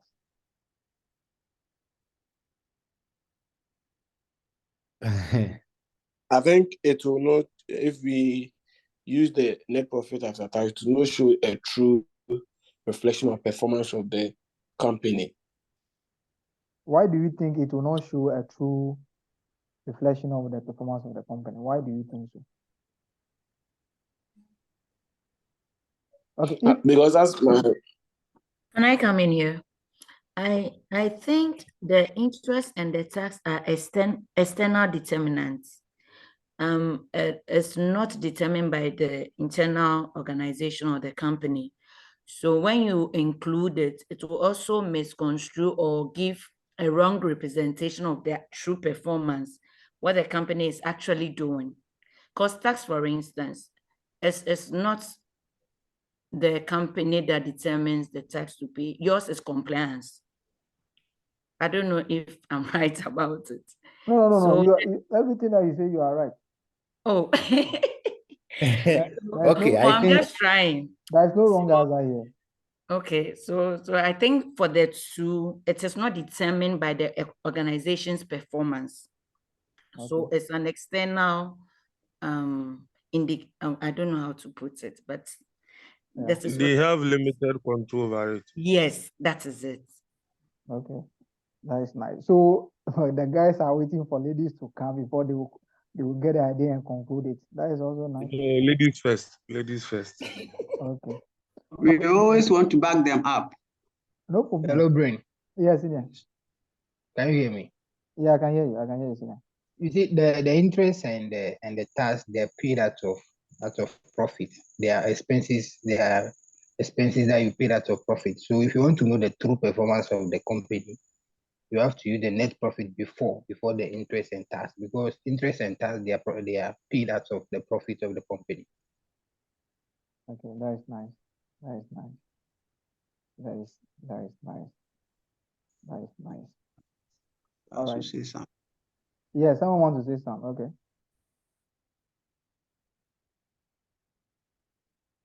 Someone wants to say something. Someone say I want to say something. He'll come back. Okay. All right. Look at interest and profits. Are they actually expenses that we incur to generate profit? you mean interest and tax. No, they are not. They are The interest and tax, and they are not. tax. Yeah, they are not expenses in generating profit. Profit, no. Okay. So if okay, I want people to say that it is because of the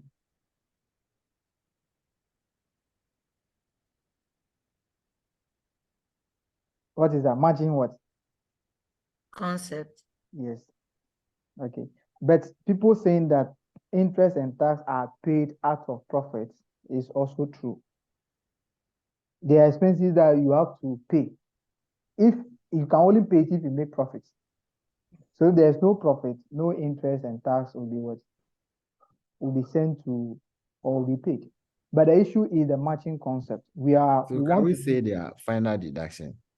Yes, they are final deductions. They have nothing to do with our operations. The Okay. interest, assuming you have taken the loan to purchase a fixed asset. What is the relationship? Like that particular thing, we are not taking it to do anything or to buy stock or anything. It's relating to fixed assets, but we are charging it against our operation. So the interest and tax are not expenses that we incur to generate what? Revenue. So they are always excluded. But the examiner can also define how the net profit margin, the examiner can also define how the net profit margin will be calculated. They can say net profit margin is profit after tax. You have to do what they are saying. Don't say you know how to calculate it, net profit before interest and tax. If they say use profit after tax, use that particular one. Are you okay? All right. Let's look at the next one that we can use. The next one that we can use. The next one is what we call the ROCE, return on capital employed. Return on capital employed, which is calculated as what? Return on capital employed is calculated as what?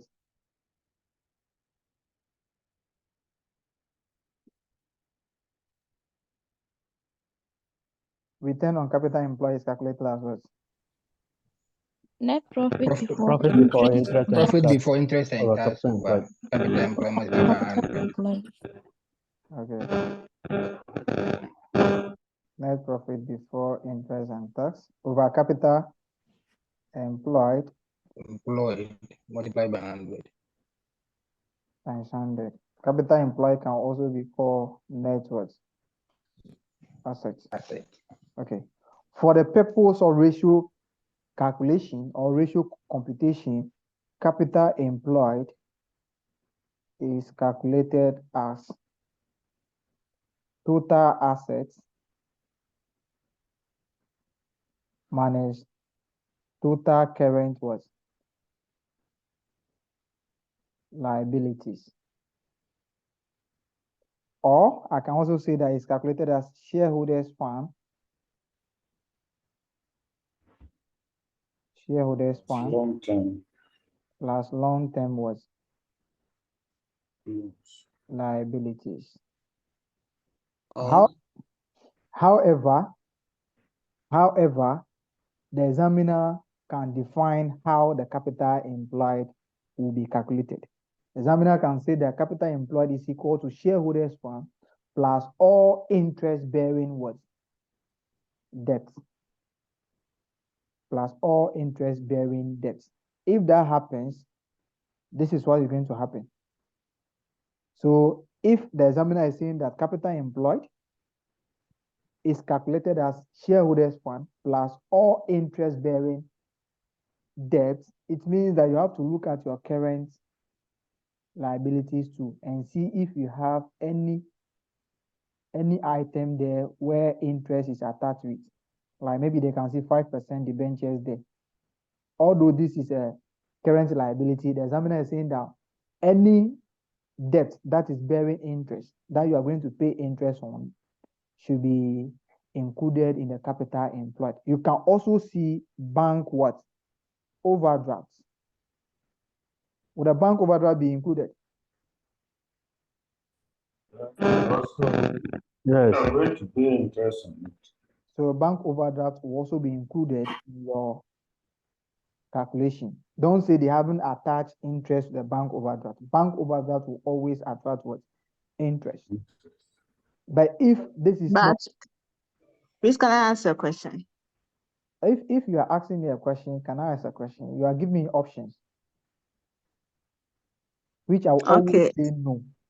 So just go ahead. Okay, please, is the bank overlay not a short-term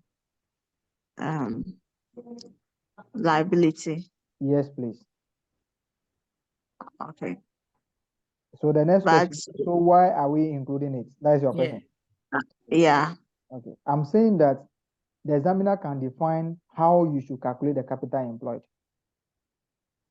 So the examiner will tell you that capital employed is calculated as shareholders fund plus all interest bearing what? Debts. So if they say any debt that you are going to pay interest on should be included in the capital employed. That is the meaning. All interest bearing what? Debt. Any debt that you are going to pay interest on or any liability that you are going to pay interest on should be included in the capital employed. So if that happens, you have to count your current liabilities and see if you have any debt over there or any liability over there which you are going to pay interest on, and now add it to the shareholders fund plus the long-term liabilities. Are you okay? Yes. Okay. Okay. So what? So yes, sir. So Yes. in this case, if it is silent, You go by the default. we go by the default. Yes. And Please. in that case, going by the default, it's something like the 5% debenture. You ignore it. Since it's under Okay. current liabilities, you ignore it. But generally, are debentures current liabilities? This particular part that they are putting under current liabilities, it means that the one that they are going to pay in the next year. Okay. This debenture can be for 5 years, but they have paid this one already. They have paid 4 years already. So it means that next year they are going to settle the remaining balance. So that is why it becomes a current liability. So you can see 5% over here and still see 5% under the debenture. It means that this is the one that will be due in the next year, but the one that you are going to see under long term is the one that is going to last for more than a year. Are you okay? All right, thanks. All right. Okay. Okay. What is the return on capital employed trying to tell us? What is he talking about? Return on capital employed. What is he talking about?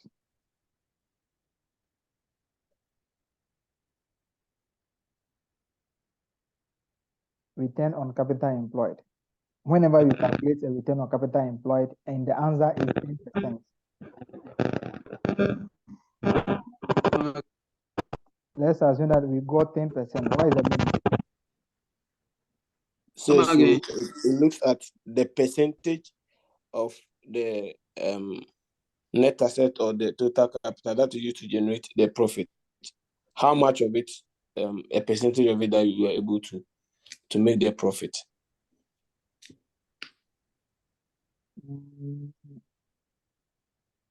I'm trying to accept what you are saying, but something is telling me that I should consider it again. So I'm considering it. Can I try? Don't be saying you want to try. Hello. Okay. Yeah, boss. Okay. You Let's said you let's put take it you that put you the ladies first. So let the ladies should talk first. Okay. What I'm thinking is, we are talking about capital employed, and we are looking at the return on the capital employed. So we are saying that if it's 10%, then this is the percentage that we can pay to maybe, let me see, shareholders or something. I don't know if it's right, because we are using a capital and we have sources of capital that companies use to run the business. So if we get 10% on it, then it's just like you investing your money somewhere and you have an interest of 10% that is coming to you. Okay. That is also nice. So what's okay? Linus. Yes, yeah. Don't be adding Please, I want to. Don't be adding cell to my name. It will make my name not to sound well. You have been knighted. Okay, Linus. Yes, Auntie, forgive. Okay. It means Don't be that adding auntie. You are making it wood. No, she's not complaining. She's not complaining. Please, your life, Linus. She's not complaining. I'm the one complaining. Yeah, you forgive, complain. Okay, means I'm complaining. Okay. Yeah. Okay. I will think about it. Linus. Yes.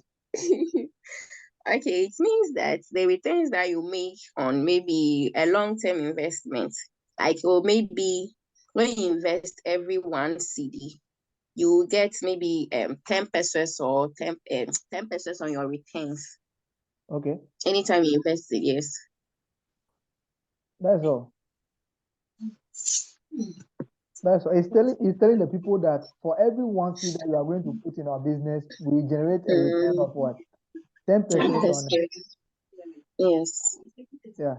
That is what he's trying to tell us.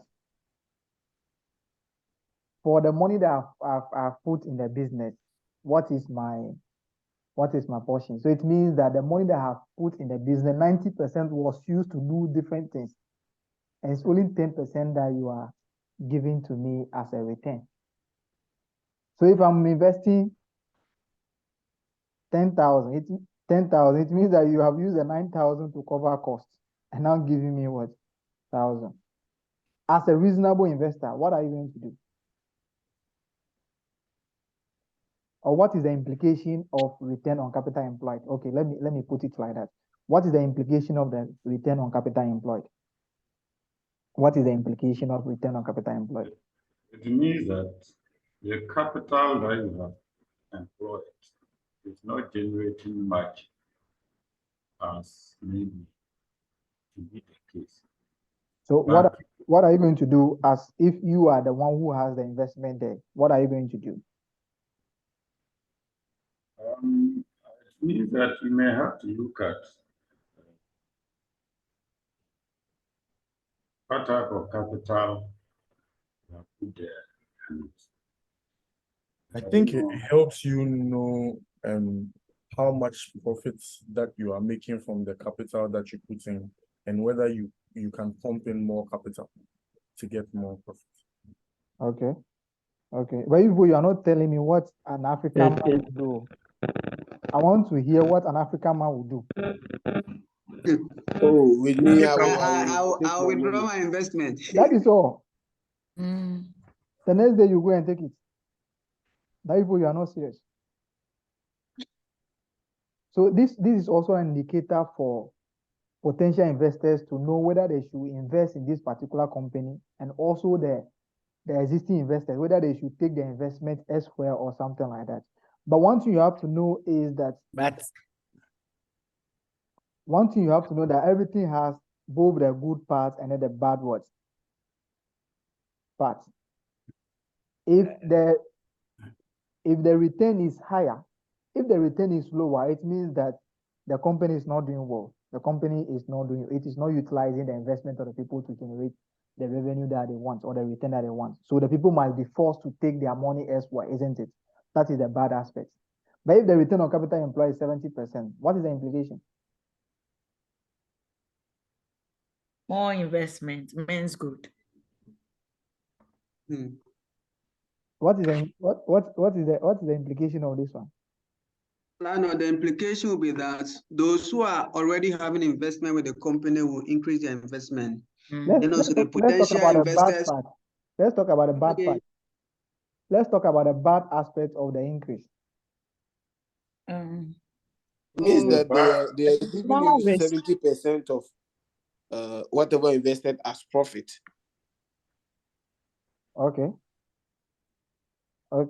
Senior, can we say that in that case it will mean that the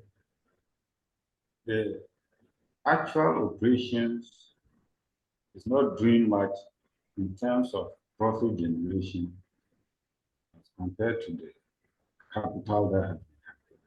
No, it is doing well. You see, what we use to calculate the capital employed is the net profit. Is the profit. So if it is higher, it means that we are assuming that the profit is higher. But most of the time, the return on capital employed, the management or the financial accountants can engage in what we call creative accounting by disposing of at the end of the reporting, so that they will reduce the net asset. But let's assume that nothing like that is happening. There is no issue with creative accounting. All right. You see, this one, the first one is that a company will be a target for everyone. Maybe they might be something like someone wants to acquire the company. So it will be acquisition target for other companies because they think that they are doing well. All right. Another one is the company might be engaging in some illegal activities, or they might be overutilizing their assets.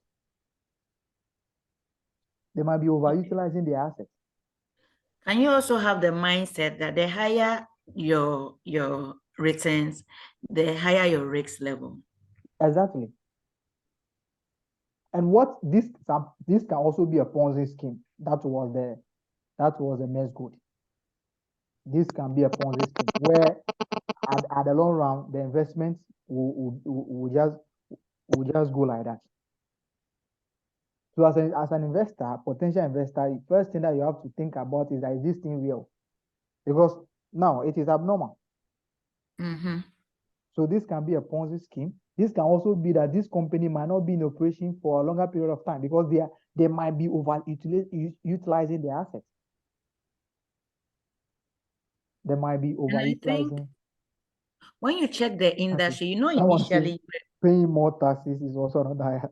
Some people, they're interested in the tax part too. Paying more taxes. That is also another. Okay. All right. Okay. Maybe we have GRA people here. Okay. Yeah, someone wanted to say something. Auntie, you wanted to say something. Can it be like what? I was saying that I've even forgotten. Oh, I have forgotten. Don't worry, baby, I'll be fine.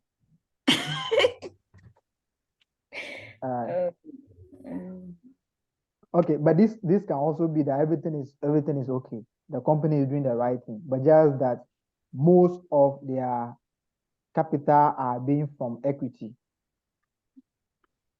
So if most of your capital are being from equity, it means that you are not going to pay any. They are not going to pay any interest. So since you are not paying interest, it means that the interest will not reduce your profit. Someone is also saying that this can also make the the management to pay more, could pay themselves more bonuses and lose sight of future cash flow. Okay, that can also be I an just remembered. Oh yeah. When we're starting, you talked about the internal comparison, the industry comparison. So I think when making decisions also, you also have to be abreast with what's going on in the industry. Okay. What is the bracket that such a business can fall? So that when it goes beyond or too below, you can ask questions, then you'll be able to identify what is actually costing it. If it doesn't really make financial sense, then you don't venture into such businesses. Yeah. Do you know this is the reason why most people are crying right now? Look at the return that Mesgun was giving. Is it African will just be Africans? So do you know I don't want to talk about let's move on. Let's come to return on equity. Oh, you can talk about it. Do you know people with a financial brain, they also went there to invest? Yes. Yeah. That one there plenty. Oh, but they are going to pay, so no worries. Pay who? Madam, My sister, pay when? Where? Who paid you? Where? Where are they getting the money from? Let's look at what we call return on equity. Another factor we can also use is the return on equity. Return on equity. I wanted to ask a question, the difference between capital invested and capital employed, but let's move on. Okay. Okay. Let's come to return on equity. Return on what? Equity. The meaning of capital employed and capital invested will come here. So the capital employed, we are saying that we are looking at the total capital employed in the company, isn't it? Which is the shareholders fund plus the what? The long-term debt. But let's count to capital invested. Okay, capital invested. So the first one that we did is the equity plus the long-term debt. So let's count to the capital return on equity now. Return on what? Equity. Return on what? Equity. Return on equity. So what do you think we are going to use as the denominator? Return on what? Equity. That's equity. Okay. We only use the shareholders what? Shareholders fund. So we only use equity. So the equity will be calculated as the share capital plus capital surplus plus retained earnings plus other reserves, all the items under the equity over there, add them. But if you have preference shares under the equity, don't add it to that one because preference shareholders are not part of the what? The owners. Are you okay? We are not part of the owners. Okay. For return on equity, what we use is that we use the actual profit for the year. The actual profit for the year.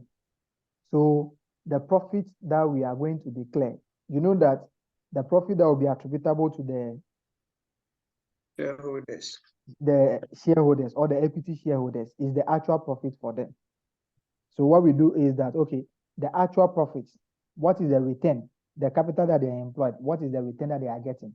What portion of the actual profits is the return that they are getting for their investment? So for this one, we use the profit after what? Tax. Profit for the year. If you have preference dividend, then you subtract the preference dividend from this one. But in exam hall, they will not give you anything about preference dividends. So if you have preference dividends, you subtract it from the profit. So what I want to say is that the return on equity is calculated as profit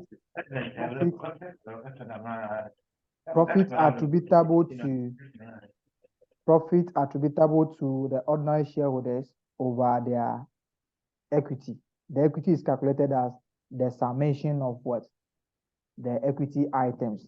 Share capital plus retained earnings plus capital employed plus other results, and anything that is relating to what?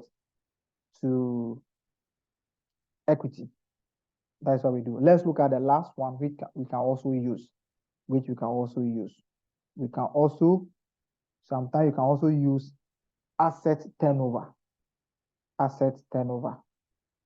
Asset turnover.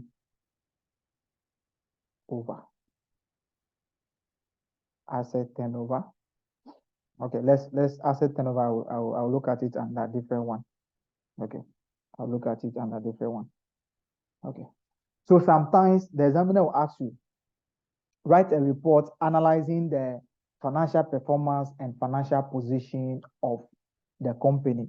Whenever they say financial performance, we are talking about profitability ratios. The only ratio that can measure the financial performance of a company is the profitability ratios. Or the only thing that we can use to measure the performance of a company is looking at their profit. Is looking at their profit and the return that they are generating to the shareholders. It means that if you are making more profit, you can generate more returns. You can generate more returns. But what normally happens is that whenever you are writing your report, we'll get it. Let's get it. All right. The next one is the next type of the ratio is what we call the liquidity ratio.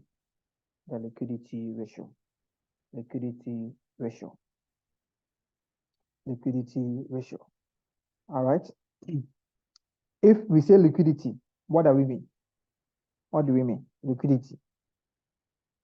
Cash.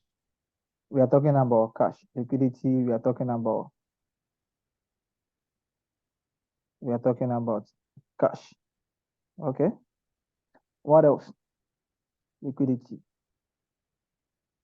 I want us to look at least 2-3 ratios so that Monday we look at the additional 2, then we start solving at least 2 questions. Then that is all. I have given you the 20 marks. Then you go and do whatever you want to do with it. Liquidity, what are we talking about? Liquidity. I think it's the ability to convert assets easily to cash. Okay. Liquidity is also about how solvent the company is. Okay. So, let me put it. It can be liquidity or solvency ratio. Okay. I don't want a situation where you go to the exam, they'll ask you calculate 2 solvency ratios, then you say that you haven't heard about it before. Thank you, madam. Sir. Yes, please. For the liquidity and the solvency, doesn't it look at a time frame? Because it looks like the liquidity looks at within the shorter duration or period, how one can convert assets into cash. And the solvency, I think, looking at the long-term period. Because when they normally say that the banks are not liquid, they are looking at how they can meet their short-term obligations. But when a bank is not solvent, how it can make its future long-term obligations. So I don't know if it will still have the same computation. Okay. You say if they say the company is not liquid. If they say the company, yes, if the bank is not liquid, it wouldn't be able to meet its short-term obligations. What are they going to use to meet the short-term obligations?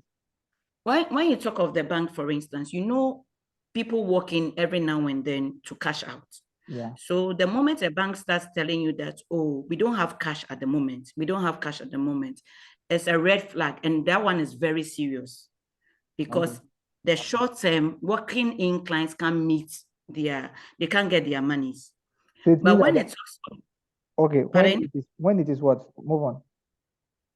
But when it talks of the bank is insolvent, that means in the next 2 or 3 years to come, if nothing is being done, meeting its long-term obligations will be very difficult. Let's say that maybe some investments will retire in the next 1 year or 2. And looking at it, when they retire during that time, it will be difficult for them to meet it. So I'm seeing the 2 to be the difference, but I don't know if we will have the same computation for the 2. Okay, someone is saying that we have short-term and long-term solvency. Okay. Yeah. Okay. Exactly. Hello. Yes, Chimen. yeah. I was just about to say that the solvency is we have the liquidity or short-term solvency. And then what she's talking about is in relation to the GR. Okay. You like GRA, Paul? Maybe that is what she's. Okay, That's how I'm seeing it. Okay. Okay. Okay. We may be talking about long-term stability. Okay. Yeah. Yeah. Yeah. I don't know your name, Wanti. Ramatu. Yes. Yes, sir. Okay. Okay. You see the Oh, liquidity. don't call him sir. Call him Linus. Oh, He said auntie. So He, he he is has not scoring a complaining. point. No, I said Ramatu. I didn't say auntie. Oh, okay. I hear. So you are also not. You are also against the auntie, isn't it? Yes, I'm against it. But you are my auntie. No, please. Then you are No, a hey, Lano, No. you can't be his auntie. You're Then you are be you're her my auntie. brother. Okay. Sister Ramatu. Brother. Okay. Thank you. All right. You see the liquidity issue that you are talking about. Hmm. The liquidity itself is not about you meeting your short-term obligations. Okay. Are you okay? The Okay. liquidity is just about you having a cash to meet your obligations as at when they are due. Default you. Are you okay? Yeah. Are you okay? And the word itself, look at solvents. Solvents. I don't want to talk about science. Solvents. What is the meaning? We know that water is an example of what? Solvent, isn't it? And we say that water is what? Liquid. Okay. Are you okay? Yes, So, I'm okay. Okay. So if you are talking about the liquidity and solvency, we just mean the same thing, liquid. Okay. The company having, even in the 10 years, what they are going to meet their obligation will still be cash. So liquidity or solvency is about you having enough cash to meet your obligation as at when they forward due. So it's not only relating to the short term. Okay. Are you okay? Okay. All right. But this one, we use two ratios. We use two ratios. It will be better to look at the current situation than looking at the future. Are you okay? So the liquidity and solvency is being calculated looking at the current issues. Looking at the current issue. So under the liquidity and solvency ratio, we have only two ratios that we normally use. Only two ratios that we normally use. The first one is what? Current what? Ratio. The word itself. Okay, let's assume that the company has a current asset of what? 20,000 and a current liability of 10,000. How many times can the company use their current asset to settle their current liabilities? 2 times. That would be two what? Okay. How did you calculate that? 20,000. 20,000 over what? 10,000. 10,000, which is the same as current asset over what? Current liability. Current liability. So that is all about the current ratio. We are looking at how many times can we use our short-term resources to settle our what? Short-term liability. Obligations. That is the current ratio. So we have the current assets divided by current what? Liabilities. You can also calculate this one in times, but normally we use the ratio is to 1. So you see that 2:1. 2:1. Then you'll be seeing 2:1. It means that we can pay our current obligations or current liabilities 2 times using our what? Our current what? Ratio. You see, if you are having the current assets, if you are having the current ratio being higher, maybe it is 2.1 is to 1, depending on the situation of the company, or depending on the operations of the company, or depending in the industry that the company is being operated, we can say that this is a favorable what position. This is giving the company a higher what position in terms of what settling their obligations. So if we are talking about liquidity, we can say this company is what is having a stable what position. It's having a stable position. It means that you can use your current resources now to settle your what your current liabilities 2 times.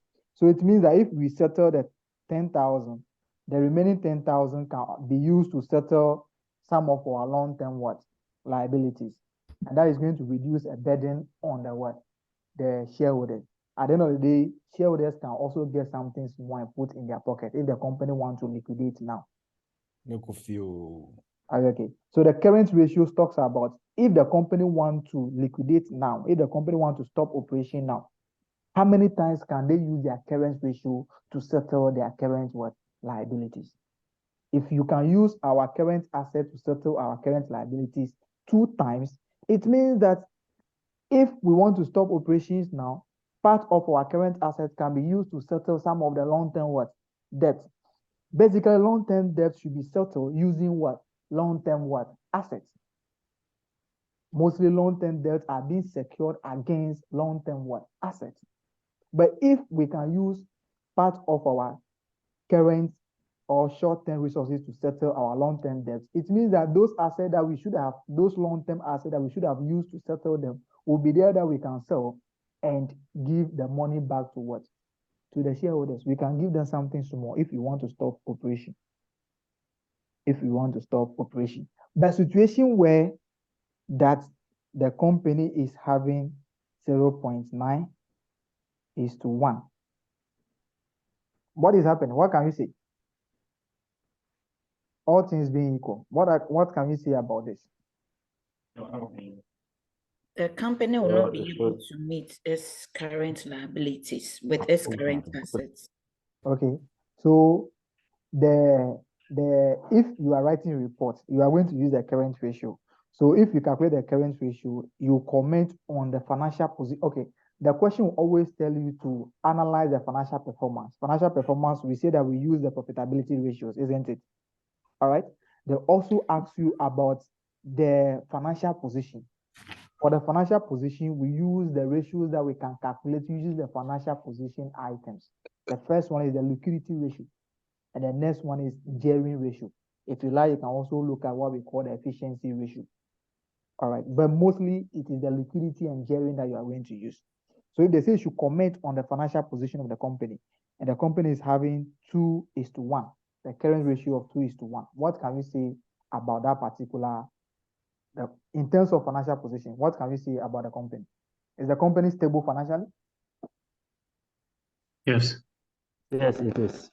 Okay, then you say that the company is having a favorable financial position.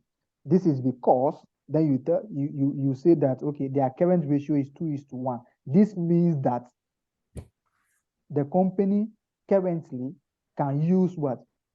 Its short-term resources to settle its short-term liabilities. How many times? 2 times. 2 times. 2 times. This also means that, you see, you can just, it's just the report writing is just an assumption that you are making. You just talk about certain things that is causing this particular figure to be like this, or what is the implication, or what is the benefit of having something like this. Don't worry, we look at the report writing. Let's come to a situation where we are having 0.9:1. Okay, this one you can also see that the company is using, I hope you know that we have so many policies, working capital management policies. Working capital management policies. I hope you have heard about them before. Okay. Let me just assume that we have all not done financial management, but some of you have done maybe finance management as a master's or the degree level. We call something conservative working capital policy, aggressive I don't know whether you have heard about that thing before. Yeah. Okay. What about a small? Okay. Okay. So if the company is having 2:1, it means that we can say the company is using what we call the conservative working capital management policy. The meaning is that the company is financing its short-term asset using short-term liabilities, and they are financing their long-term asset using their long-term debt. That is a situation where they can have a favorable working capital management. But if the company is using what we call aggressive, then we are going to have issue. Aggressive means the company is financing its long-term and short-term resources or assets using short-term debt. So portion of the debt. So assuming, let me use this example. Okay. So we went to the bank overdraft to take 30,000. You see, this 30,000, 10,000 was used in what? In our current assets, and 20,000 was used in what? In our current non-current assets. If you want to calculate your current ratio, what is going to happen? 10,000. It is going to increase, isn't it? Or it is going to be low. The current ratio will be 10,000 divided by 30,000. That is going to be very low, isn't it? The reason is that the 20,000 out of this one is in non-current assets, which we cannot use. All right. So if the company is doing this, we say that the company is employing aggressive working capital policy. All right. Let's come to if it is 0.9 is to if it is 0.9 is to 1. What is the meaning of that? What can we say in terms of financial position?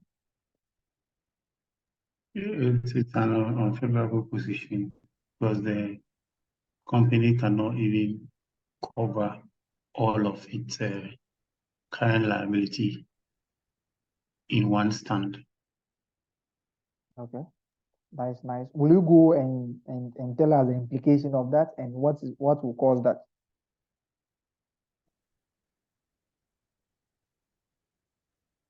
So some of the situations that may bring this is that probably the company does not have much assets, or the company is maybe highly geared, like someone would say. The highly geared has nothing to do with the short-term one. So you want to confuse me, but I refuse to be confused. All right. All right. Okay. I've said that one already. The company is using what we call aggressive working capital policy. Aggressive working capital policy. Come again on the aggressive. Using short-term assets to finance both the long-term. Using long-term, like using short-term liability. No, using your short-term asset to finance long-term liabilities, or no. Using short-term liability to finance both short and long assets. Short-term. The aggressive working capital policy is the company is financing its current asset and long-term asset using current liabilities. I hope you have gotten the meaning now.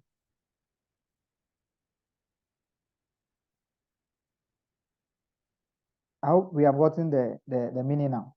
Yeah. Okay. So if that happens, the company is always going to have unfavorable current ratio. Unfavorable current ratio.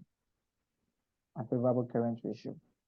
You see, don't say that the company is having more in receivables and more in inventory.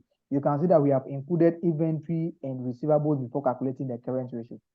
But still, that is the issue. Or we can also say the company is selling much on credit, and the customers are not paying. So the company is writing a lot of its debt as bad. If the company is okay. So if the company, let me check this person and ask the question. Philip, you said that the company is overtrading, holding more inventory. If the company is holding more inventory and nothing happens to the inventory will still be there. So it will not affect the current ratio. But it can only affect the current ratio when a lot of the inventory are being damaged. The company will write it off. So the inventory value will reduce. If the company is also selling on credit and the customers are not paying, it means that the company is going to write some of the debt as a bad debt, which is going to reduce the receivable. But if this does not happen, then the company is using what we call the aggressive working capital policy. Working capital policy. All right. So what you can say is that maybe the company can be content with this. I thought our commute, but yeah, maybe about the law. I said to you, because of communication, there, you can. Take it easy. So you don't know your mic is on. Please mute the person at your end. Okay, Senior Patrick, you don't know your mic is on. Okay. Next time you want to talk, check the mic. Because what you have said, we have recorded it. So we play it to the IGP and you listen to it. If he's having problem with what you are saying, then we assist him to go after you. Okay. Oh, we have a clearing agent. He will clear Brother Patrick before they start. Okay. All right. So if what I want to say, I've forgotten it. Oh, what do I want to say? Somebody. You wanted to take the aggressive working capital policy again. No, I've done that already. It means that you haven't you don't understand that one. Hey, I wanted to say something else. Okay. Then you say that when you are done with that, you remember what you wanted to say. So aggressive means that you are using current liabilities to finance both your current assets and non-current assets. So you are using current liabilities to finance both your fixed assets and current assets. That's what we mean by aggressive working capital policy. Are you okay now? All right. What I want to say is that, and I'm sure you remember. Yeah, I remember the thing. So if you want to write reports, what you are going to say is that, okay, currently the company is not having a good financial position. Then you go ahead to say that if the trend should continue like this, or if the trend should continue in this sequence, it means that in the near future, the company is going to what? Suffer. So you are saying that if this 0.9 should continue in this sequence, assuming in the first year it was 1.1:1. Now, the second year it is 0.9:1. So you are saying that if the trend should continue in this manner, it means that in the next year it will reduce again. It will reduce again, and the company will be in a serious what? Problem. That's what you are going to say about if you are writing the report. So after saying all this, you will now tell us why or what will be the implication of this maybe in 2 years' time or 3 years' time. Let's look at the next one. The next one is what we call the quick or acid test ratio. Quick or acid test ratio. Quick or acid test ratio. Okay, let's look at this. We are saying that inventory, let's use this example. Our inventory is 10,000. Our receivables is 15,000. And our cash is 25,000. 25,000. And our current liabilities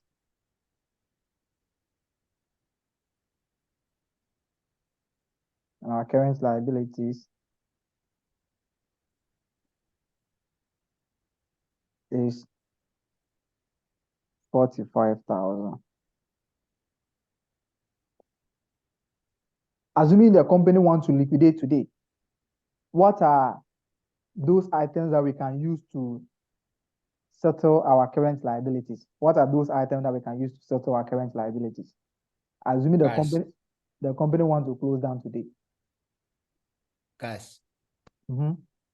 Cash. Receivables. And what again?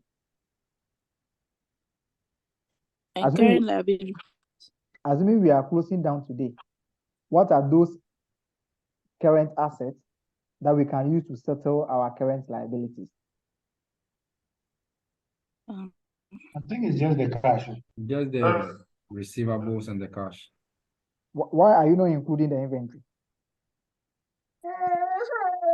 Inventory may have to be converted. It takes long to convert.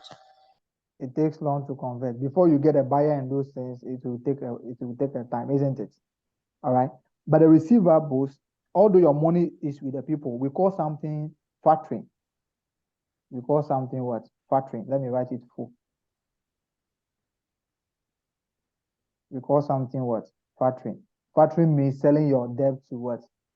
A professional or a company that will collect the debt. Like, okay, you can just go to Quick Loan and say, oh, I have a receivable of these people. They don't want to pay, but I need money. So the Quick Loan will say they are going to give you 12,000 as a final payment. So you can see that you can easily convert the receivables into cash through factoring. But the inventory, you have to get people. Sometimes you have to do adverts. Maybe you have to go now. You want to close down today. So is the factoring the same as discounting? No, factoring and discounting are two different things. Discounting is using the receivables to take loan. But factoring, what will happen is that the factoring company will collect the money themselves. But discounting, what will happen is that the company itself will collect the money and bring it to the company that they are taking the money from. Are you okay? So the difference is the difference is the collection of all the admission, how the debt collection will be administered. Who is going to collect it? For the invoice discounting, the company itself, maybe the Kofi Limited, will go to the bank and take that money, but they will collect the money on their own. But for factoring, you can just sell it to the people, and people will go and collect the money. You don't care. So they will go and collect the money, and you take this final amount. So if you count to discounting is more like using the receivables as a collateral security to take loan. Are you okay? All right. Okay. So if you come to I want to make this figure to be okay so that I can use my example. You can now come out and see how many times we can use our. So let's assume that this is okay. This is this one. So this is 40,000. Okay. Assuming the company wants to liquidate today, how many times can they use their existing current asset to settle their current liabilities? How many times? Just once. They will do it once. That is the 15,000 plus the 25,000 divided by what? 40,000. So what we did is that we have our current assets excluding what? Inventory. So the inventory, you have to take the inventory off minus inventory all over what? The inventory is always closing inventory, but in the exam, they will give you only one inventory. So you assume that is what? The closing inventory. Current assets. Okay. Liability. Sorry, Sina. Thank you. Current liability. So what is the use of this particular ratio, and what is the implication of this particular ratio? What is the implication of this particular ratio, and what do we use this particular ratio for? Assuming it is 1:1. Yes, Miss Daxon. Yes, so it helps us to know how quick a company can meet its short-term obligation. Okay. As a month before due. All right. That's nice. That is nice. That is nice. That is also nice. That is nice. That is not bad. All right. People want me to be mentioning names, so I will start mentioning names. Auntie Portia. I hope you are fine. Auntie Portia, I hope you are fine. Okay, maybe she joined the class and put maybe her daughter over there that should be there and be monitoring the thing. Okay. She's fine. Okay. What are we using this ratio to do? What is the use of this ratio? Yes, let me read the comments. Someone say I'm exhausted. It is well. Don't worry. I'm trying. Okay, the company the company can meet its liability boot for boot when they fraud. Charity for charity. Okay. This is also telling us that the company have enough cash right now that if something happens, the company can settle this one, their liabilities. And this is also telling us the company is not having enough cash tier up in inventory. The company is not having enough cash tier up in inventory. So if the inventory should be higher, it means that most of our cash is now in inventory. So we don't have enough cash. And if you are having a favorable current ratio, this is also telling that the company is lazy in terms of investment. The company is lazy in terms of what? Investment. Or the management are not ready to take risk. And shareholders are going to be what? To be angry with them because we have so many types of shareholders. Some people, they are risk. They like taking risks, and some people, they fear risk. So you have money that you should go and buy stock. You are now putting it there to do what? You're just keeping the cash there for nothing. So that can also tell you the company is not making an efficient use of their cash resources. They're just keeping it there. They're just keeping it there. But all things being equal, if the company is having 1:1, that is nice. That is okay. That is okay. That is okay. That is very okay. I want us to take another one. Which one can we take before? Okay, for us to finish the one that we are, because we have less than 30 minutes to do this one. So I want to take efficiency or working capital ratios, but that one is somehow plenty. But I will take the gearing ratio, So the next thing that we have to take is the third one is what we call the gearing ratio. The gearing ratios. Okay. Gearing ratio. What is the gearing ratios telling us? Why will you want to calculate a ratio in terms of gearing? In terms of what? Gearing. Why will you want to do that?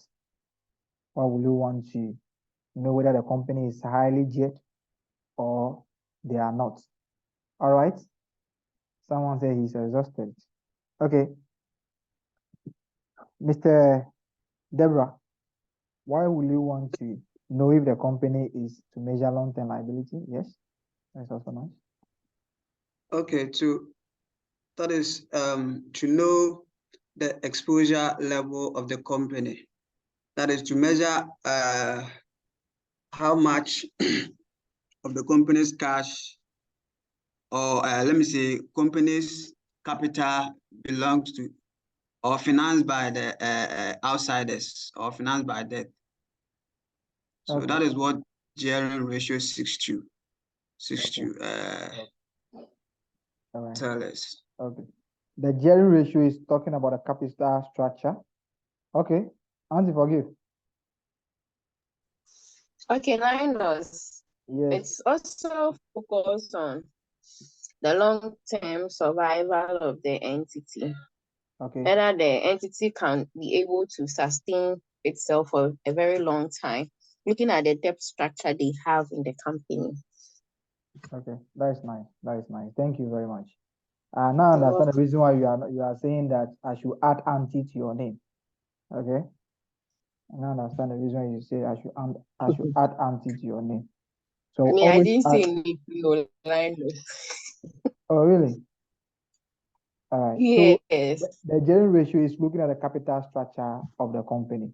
Basically, we know that company can be financed through what? Equity and what? Debt. Debt. Okay. What we are trying to do under gearing is that we want to ask ourselves, what is the debt component of our capital? The total capital that we have invested or we have employed in the company. What percentage or what component is representing what? Debt. If we are having more debt than equity, what is the implication? Do we have a prospect as a company? No, we don't have, because you can see that more of your profit will be used to pay what? Interest. Interest. And more of your cash will also be used to pay what? Interest. So the company can be in a liquidation problems, or they can having problem with what? Liquidity. Most of your cash is being used to pay debt or interest. Are you okay? So this one is talking about the capital structure. What components? How, in terms of capital, how is the company being structured? Most of our resources, is it financed by the owners, or they are financed by what? The debt holders. You know that the owners, whether we make profit or not, we can decide not to pay dividend, isn't it? Yes. But for the interest, what will happen? You either defer it and pay it maybe in the future or something. You can't say you are not making profit, so you won't pay the interest to them. You can accrue it and pay it. So the gearing is talking about the capital structure of the company. And someone said that they are talking about a future prospect, whether the company has a future prospect. And this is one of the reasons why companies undertake what we call capital restructuring or reorganization. The company is having more debt than there is more contribution from through debt than the owners themselves. So there is no way the company is going to make what? Profit. They will make loss, because you are going to use more of your profit to pay interest, to settle interest. There is no way you are going to have profit. And that is maybe the company will decide to do restructuring to restructure their capital structure. Maybe they will talk to the debt holders so that they will change. They will convert their debt to equity, or they will decide to give them now a different what? Payment terms, how they are going to settle it or something. So under the gearing ratio, we look at three ratios. The first one is what we call debt to equity ratio. Debt to equity ratio. You see, sometimes in the ratio itself can even define how you are going to calculate it. Debt to what? Equity. Debt to equity. So how would this ratio be calculated?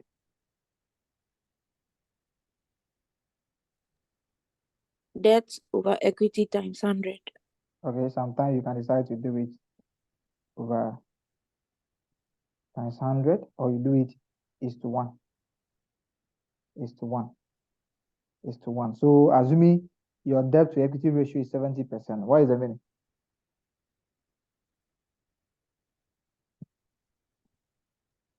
Okay, Lionel. Yeah. It means that 70% of the company's capital is being financed by debt or outsiders. No. If you take it like that, then that is what we call capital gearing.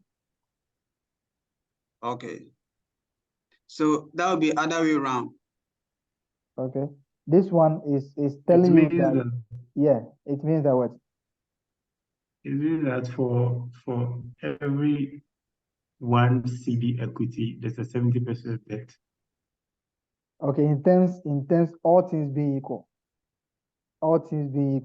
if we can use our short term, assuming that our current ratio is 1:1.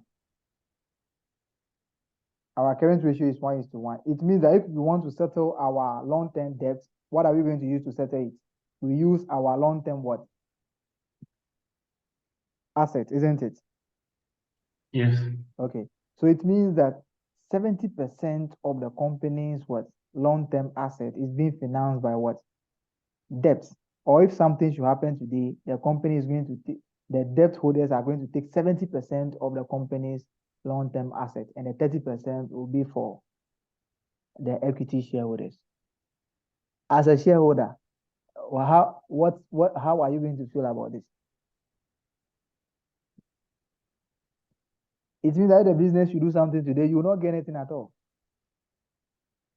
But people who are having more shares will get something, but you are having maybe 100 shares. What are you going to get now? You will not get anything.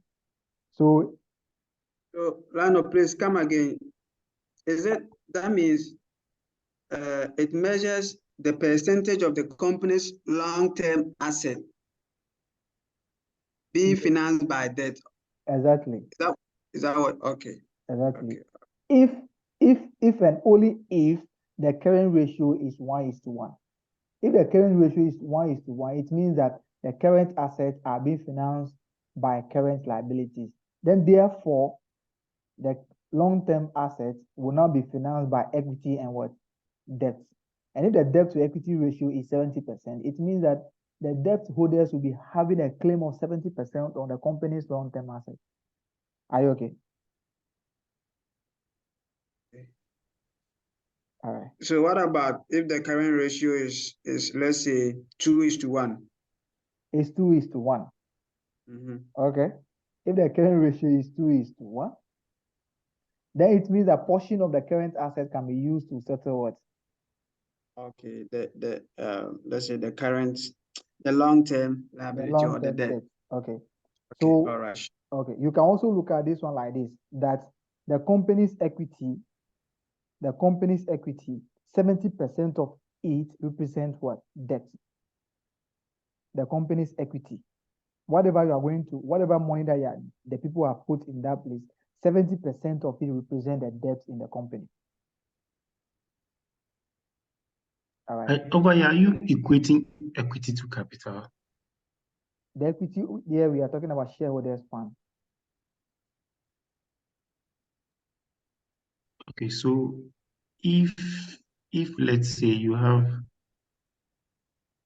debt over equity, please come again. What you just said, come again. Oh, you have forgotten what you want to say. You need to have forgotten what I said. When you ask of the 70%, yes, and then you explain that it means that 70% of the long-term assets are financed by debt. If and only if the current ratio is 1:1.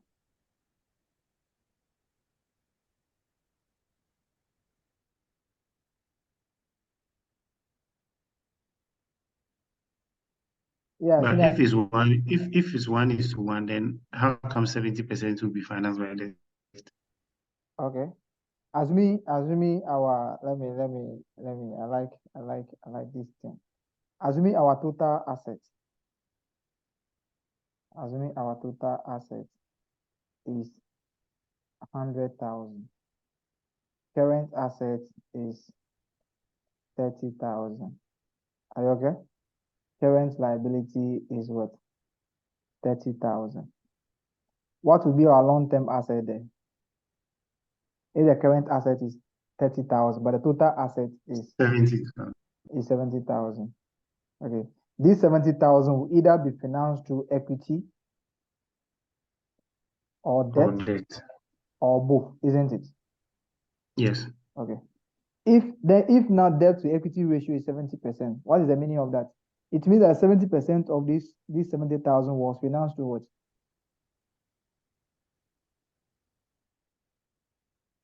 Okay, let me take that again.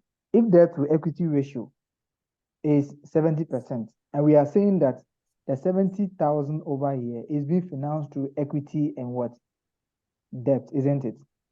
So portion of this is for equity, portion of this is for what? Debt. But we are saying that the debt to equity ratio is 70%. Are you okay? So it means that the 70,000 which was financed through debt and equity, 70% of it is from debt. 30% of it is from what? equity. Are you getting the argument from that side? So where does the 1:1 play here? The 1:1 is your current assets and your current liabilities are the same. It means that Oh, you are financing your current asset through your current what? Liabilities. So your long-term assets will be financed through debt or equity or both. thank you. Are you okay? All right. Yeah. Okay.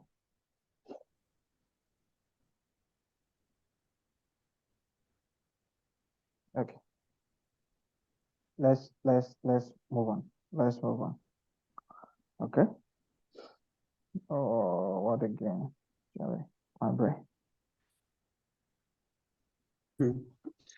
Lana is exhausted. It's not 3 hours non-stop, Terry. But this we are just starting, so I have to make sure that by getting to some part we'll be taking breaks small 10 I minutes. hope people are not sleeping there.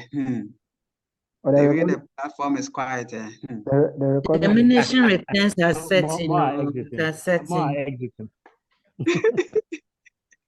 I'm not saying someone is saying that information overload is okay.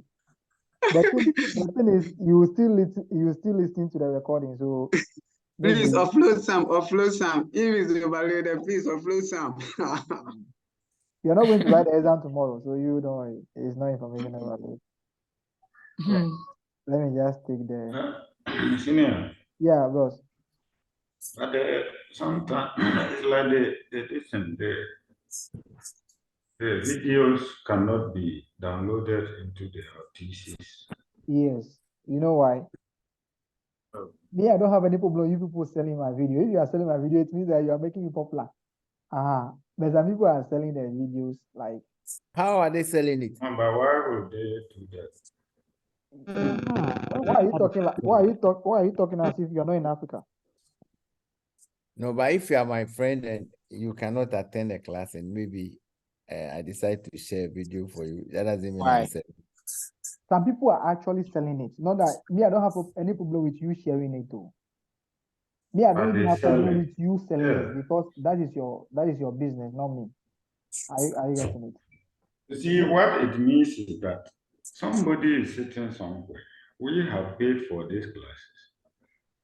Then the fellow records, take the video and go and sell it to somebody who has not joined the class. And that is not ethical, to be frank. You are talking about Because ethics. You are talking about ethics. That person is not aware of ethics. it's really not helping because the phone, sometimes some of us, the phones are becoming too Or you can download congested. what you do is that download the Telegram on the machine. Me, I normally upload a video from my machine. I have a Telegram on my machine. So you The just Telegram can be downloaded on the. yes. Just Oh, okay. go to the machine. If you are using Wi-Fi, then you type Telegram for PC. Then it will come, you download it. Then you now, I hope you know how to link your WhatsApp device to the computer. Yes. Yeah, the instruction will come, then you do the Telegram too. The instruction will come there. Okay. That is why me, I have, sometimes I put the video on the YouTube channel, but people don't go. After the class, maybe 2 weeks to the exam time, I will upload some of the videos there so that you can watch. Okay. Thank you, sir. All right.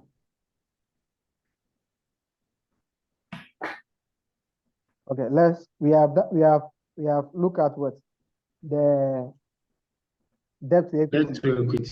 The next one is capital gearing. Capital gearing. Capital gearing.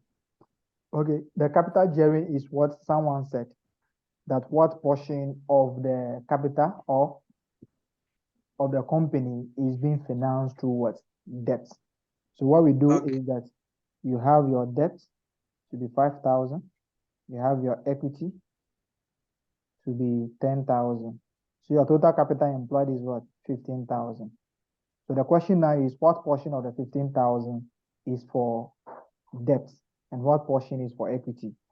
So if you want to do that, it's 5,000 over 15,000 times what? 100. So that's what the person said first. So this is calculated as a debt over equity plus what? The debt itself. So the debt, we are talking about long-term debt. But still, the examiner can also define this for you, that the debt is equal to all interest-bearing what? Debt. The first one that we did. This one multiplied by what? 100. So the question now is, we are talking about what portion of our capital is being represented by what? Debt. If this is higher, it's an issue. It's all that we have said. It's an issue for all that we have said, that the company is going to use more of their cash to pay interest. They are also going to charge the interest against their profits. So they are going to have a low profit. For that matter, they will not be able to maybe pay returns or dividend to the what? To the shareholders, because dividend is declared out of what? Profit. And dividends will also be paid using cash. So if you are using more of your cash to pay interest, what cash will be there for you to pay to your shareholders as a dividend, or what cash are you going to use to settle your current liabilities? So this is also a problem. This is also a problem. But if, okay, senior. Okay, so yeah, Lionel, I want to ask, the equity, does it include all reserves? Yes, the equity is all the items under the shareholders fund, which is the shareholders value. Anything under the shareholder. We have reserves, retained earnings, other reserves, and all other things are under the equity. But if you have preference shares under the equity, is not part. Preference shares will be treated as debt. Are you okay? Okay, all right, thank you. Okay, all right. So if you are having a favorable, assuming the debt to the capital gain ratio is what? 20%. This is good, isn't it? All right. Assuming they ask you for a recommendation, what are you going to recommend to the shareholders?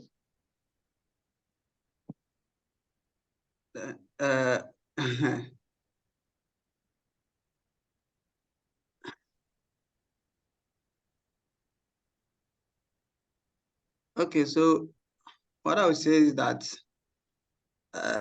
considering the capital structure, only 20% is being financed by debt. Therefore, at the end of the day, the shareholders or the equity holders will get more profit. So they should focus and buy more shares so that they can maintain their ownership. Okay, maybe I'm the one who didn't put the question very well. So you said if the is 20%. Yeah. What recommendation? If the gearing is 20%. Yeah. And that means that the capital formation is highly debted.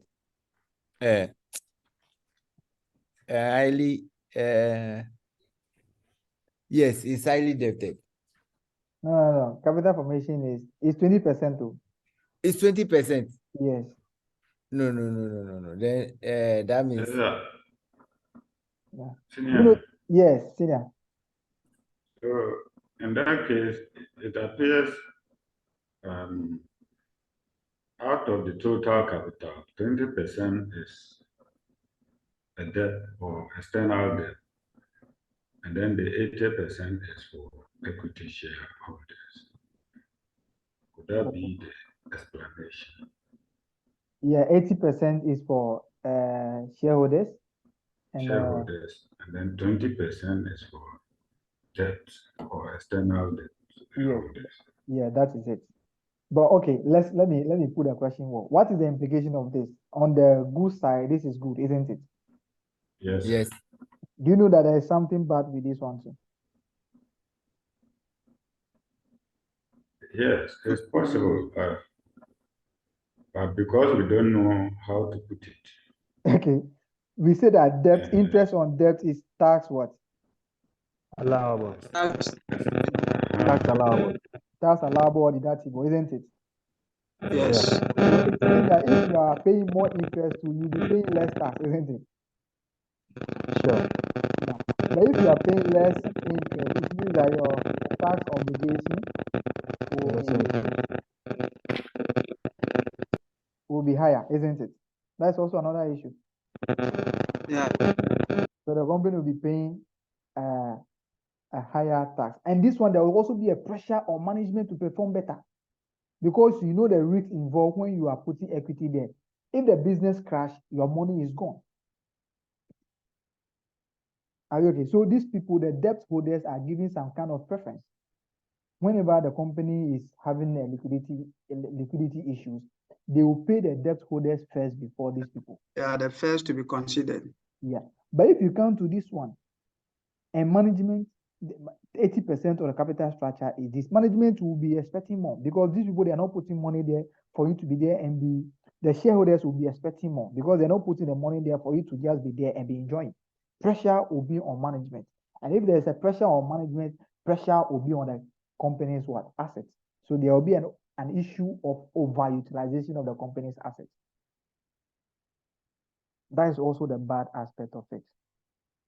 The good aspect is that the company will be having enough cash because they are not going to use cash to settle more of interest. The company will be making more profit and the company will be able to give more returns to what? To the owners too, because the interest is very low. So the impact on the profit will be minimal. But the bad aspect, the negative aspect is that the company might end up paying a higher tax because dividend is not tax deductible. There will be a pressure on management, which will compel management to engage in activities that just to increase the performance of the company, which might be overutilizing the assets of the company. Are you okay? But the recommendation that I was talking about, I just put the question there without, I was thinking you might be thinking like the way I'm thinking. But let me just make it clear. Assuming the company wants to undertake a new project, they are now deciding whether to undertake the project using equity or debt. And you have calculated their capital gearing ratio, you realize that it's 20%. What recommendation are you going to give to them with the source that they should use? I think they should use the debt. They should use debt, isn't it? Yes. They should go for more debt. Yes.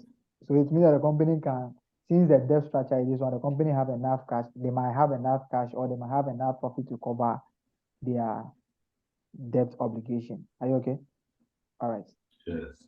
The next one is what we call interest cover. Interest cover.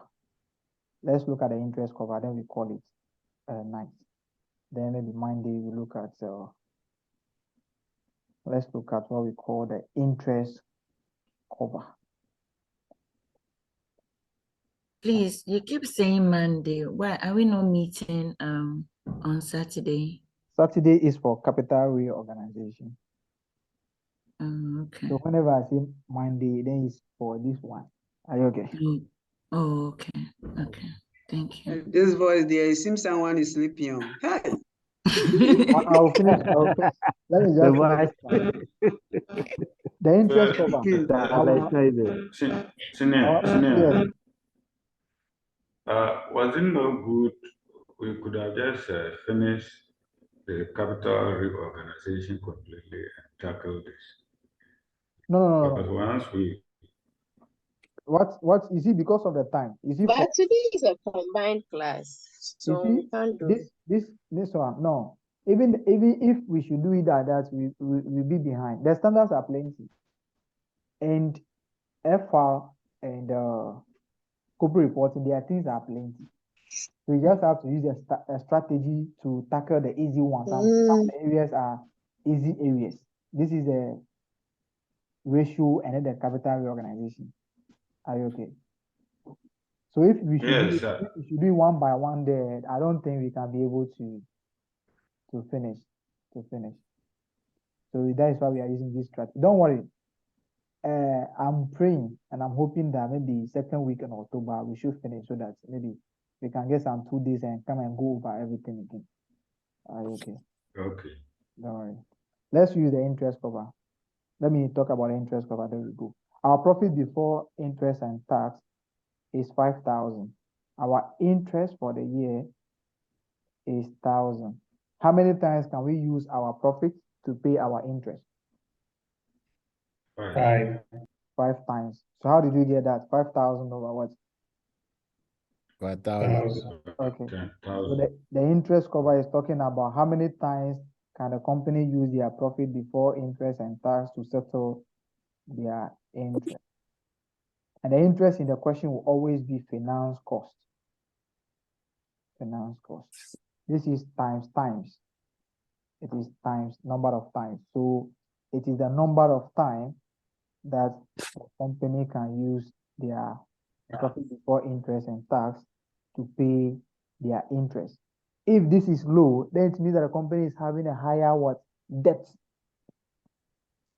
If the company is having a higher debt or more debt, it means that the interest will be higher. Are you okay? And this will also tell you whether you should advise the company should go for additional loan or not. If this is 5 times, if the interest cover is 5 times, you can advise the company should go for additional loan if they want to undertake a project because they have enough profit to settle their what? Their interest. But if this is lower, maybe 1.9 times, it means that the company is already having a higher what? Debt. So the recommendation that you can give to them is that either they sit with the debt holders and advise them or plead with them to change some of their debt capital to equity, or they will tell them to extend their what? Their duration for the payment. If it is 5 years, they can talk to them so that they can make it what? 10 years, or they will accept to convert some of the debt to what? To equity. We have looked at 3. We look at investment and working capital management ratios. We solve 3 or 2 questions, and we look at report writing before we solve 2 or 3 questions. Then we say bye-bye to this one too. Hey, any other point? Okay. So do you have any question?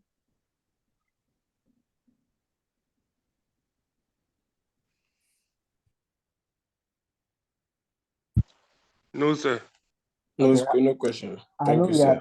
are tired. Even if you have a question, because you won't say it. So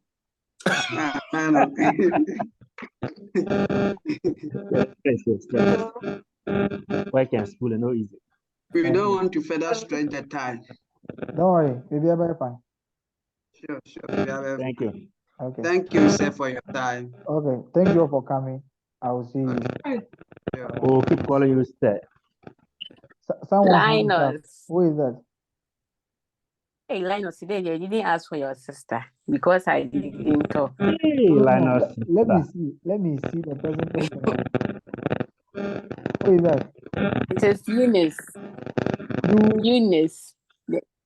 Oh, Auntie Eunice. Eunice. This thing, my eye read. You see that thing. So next time.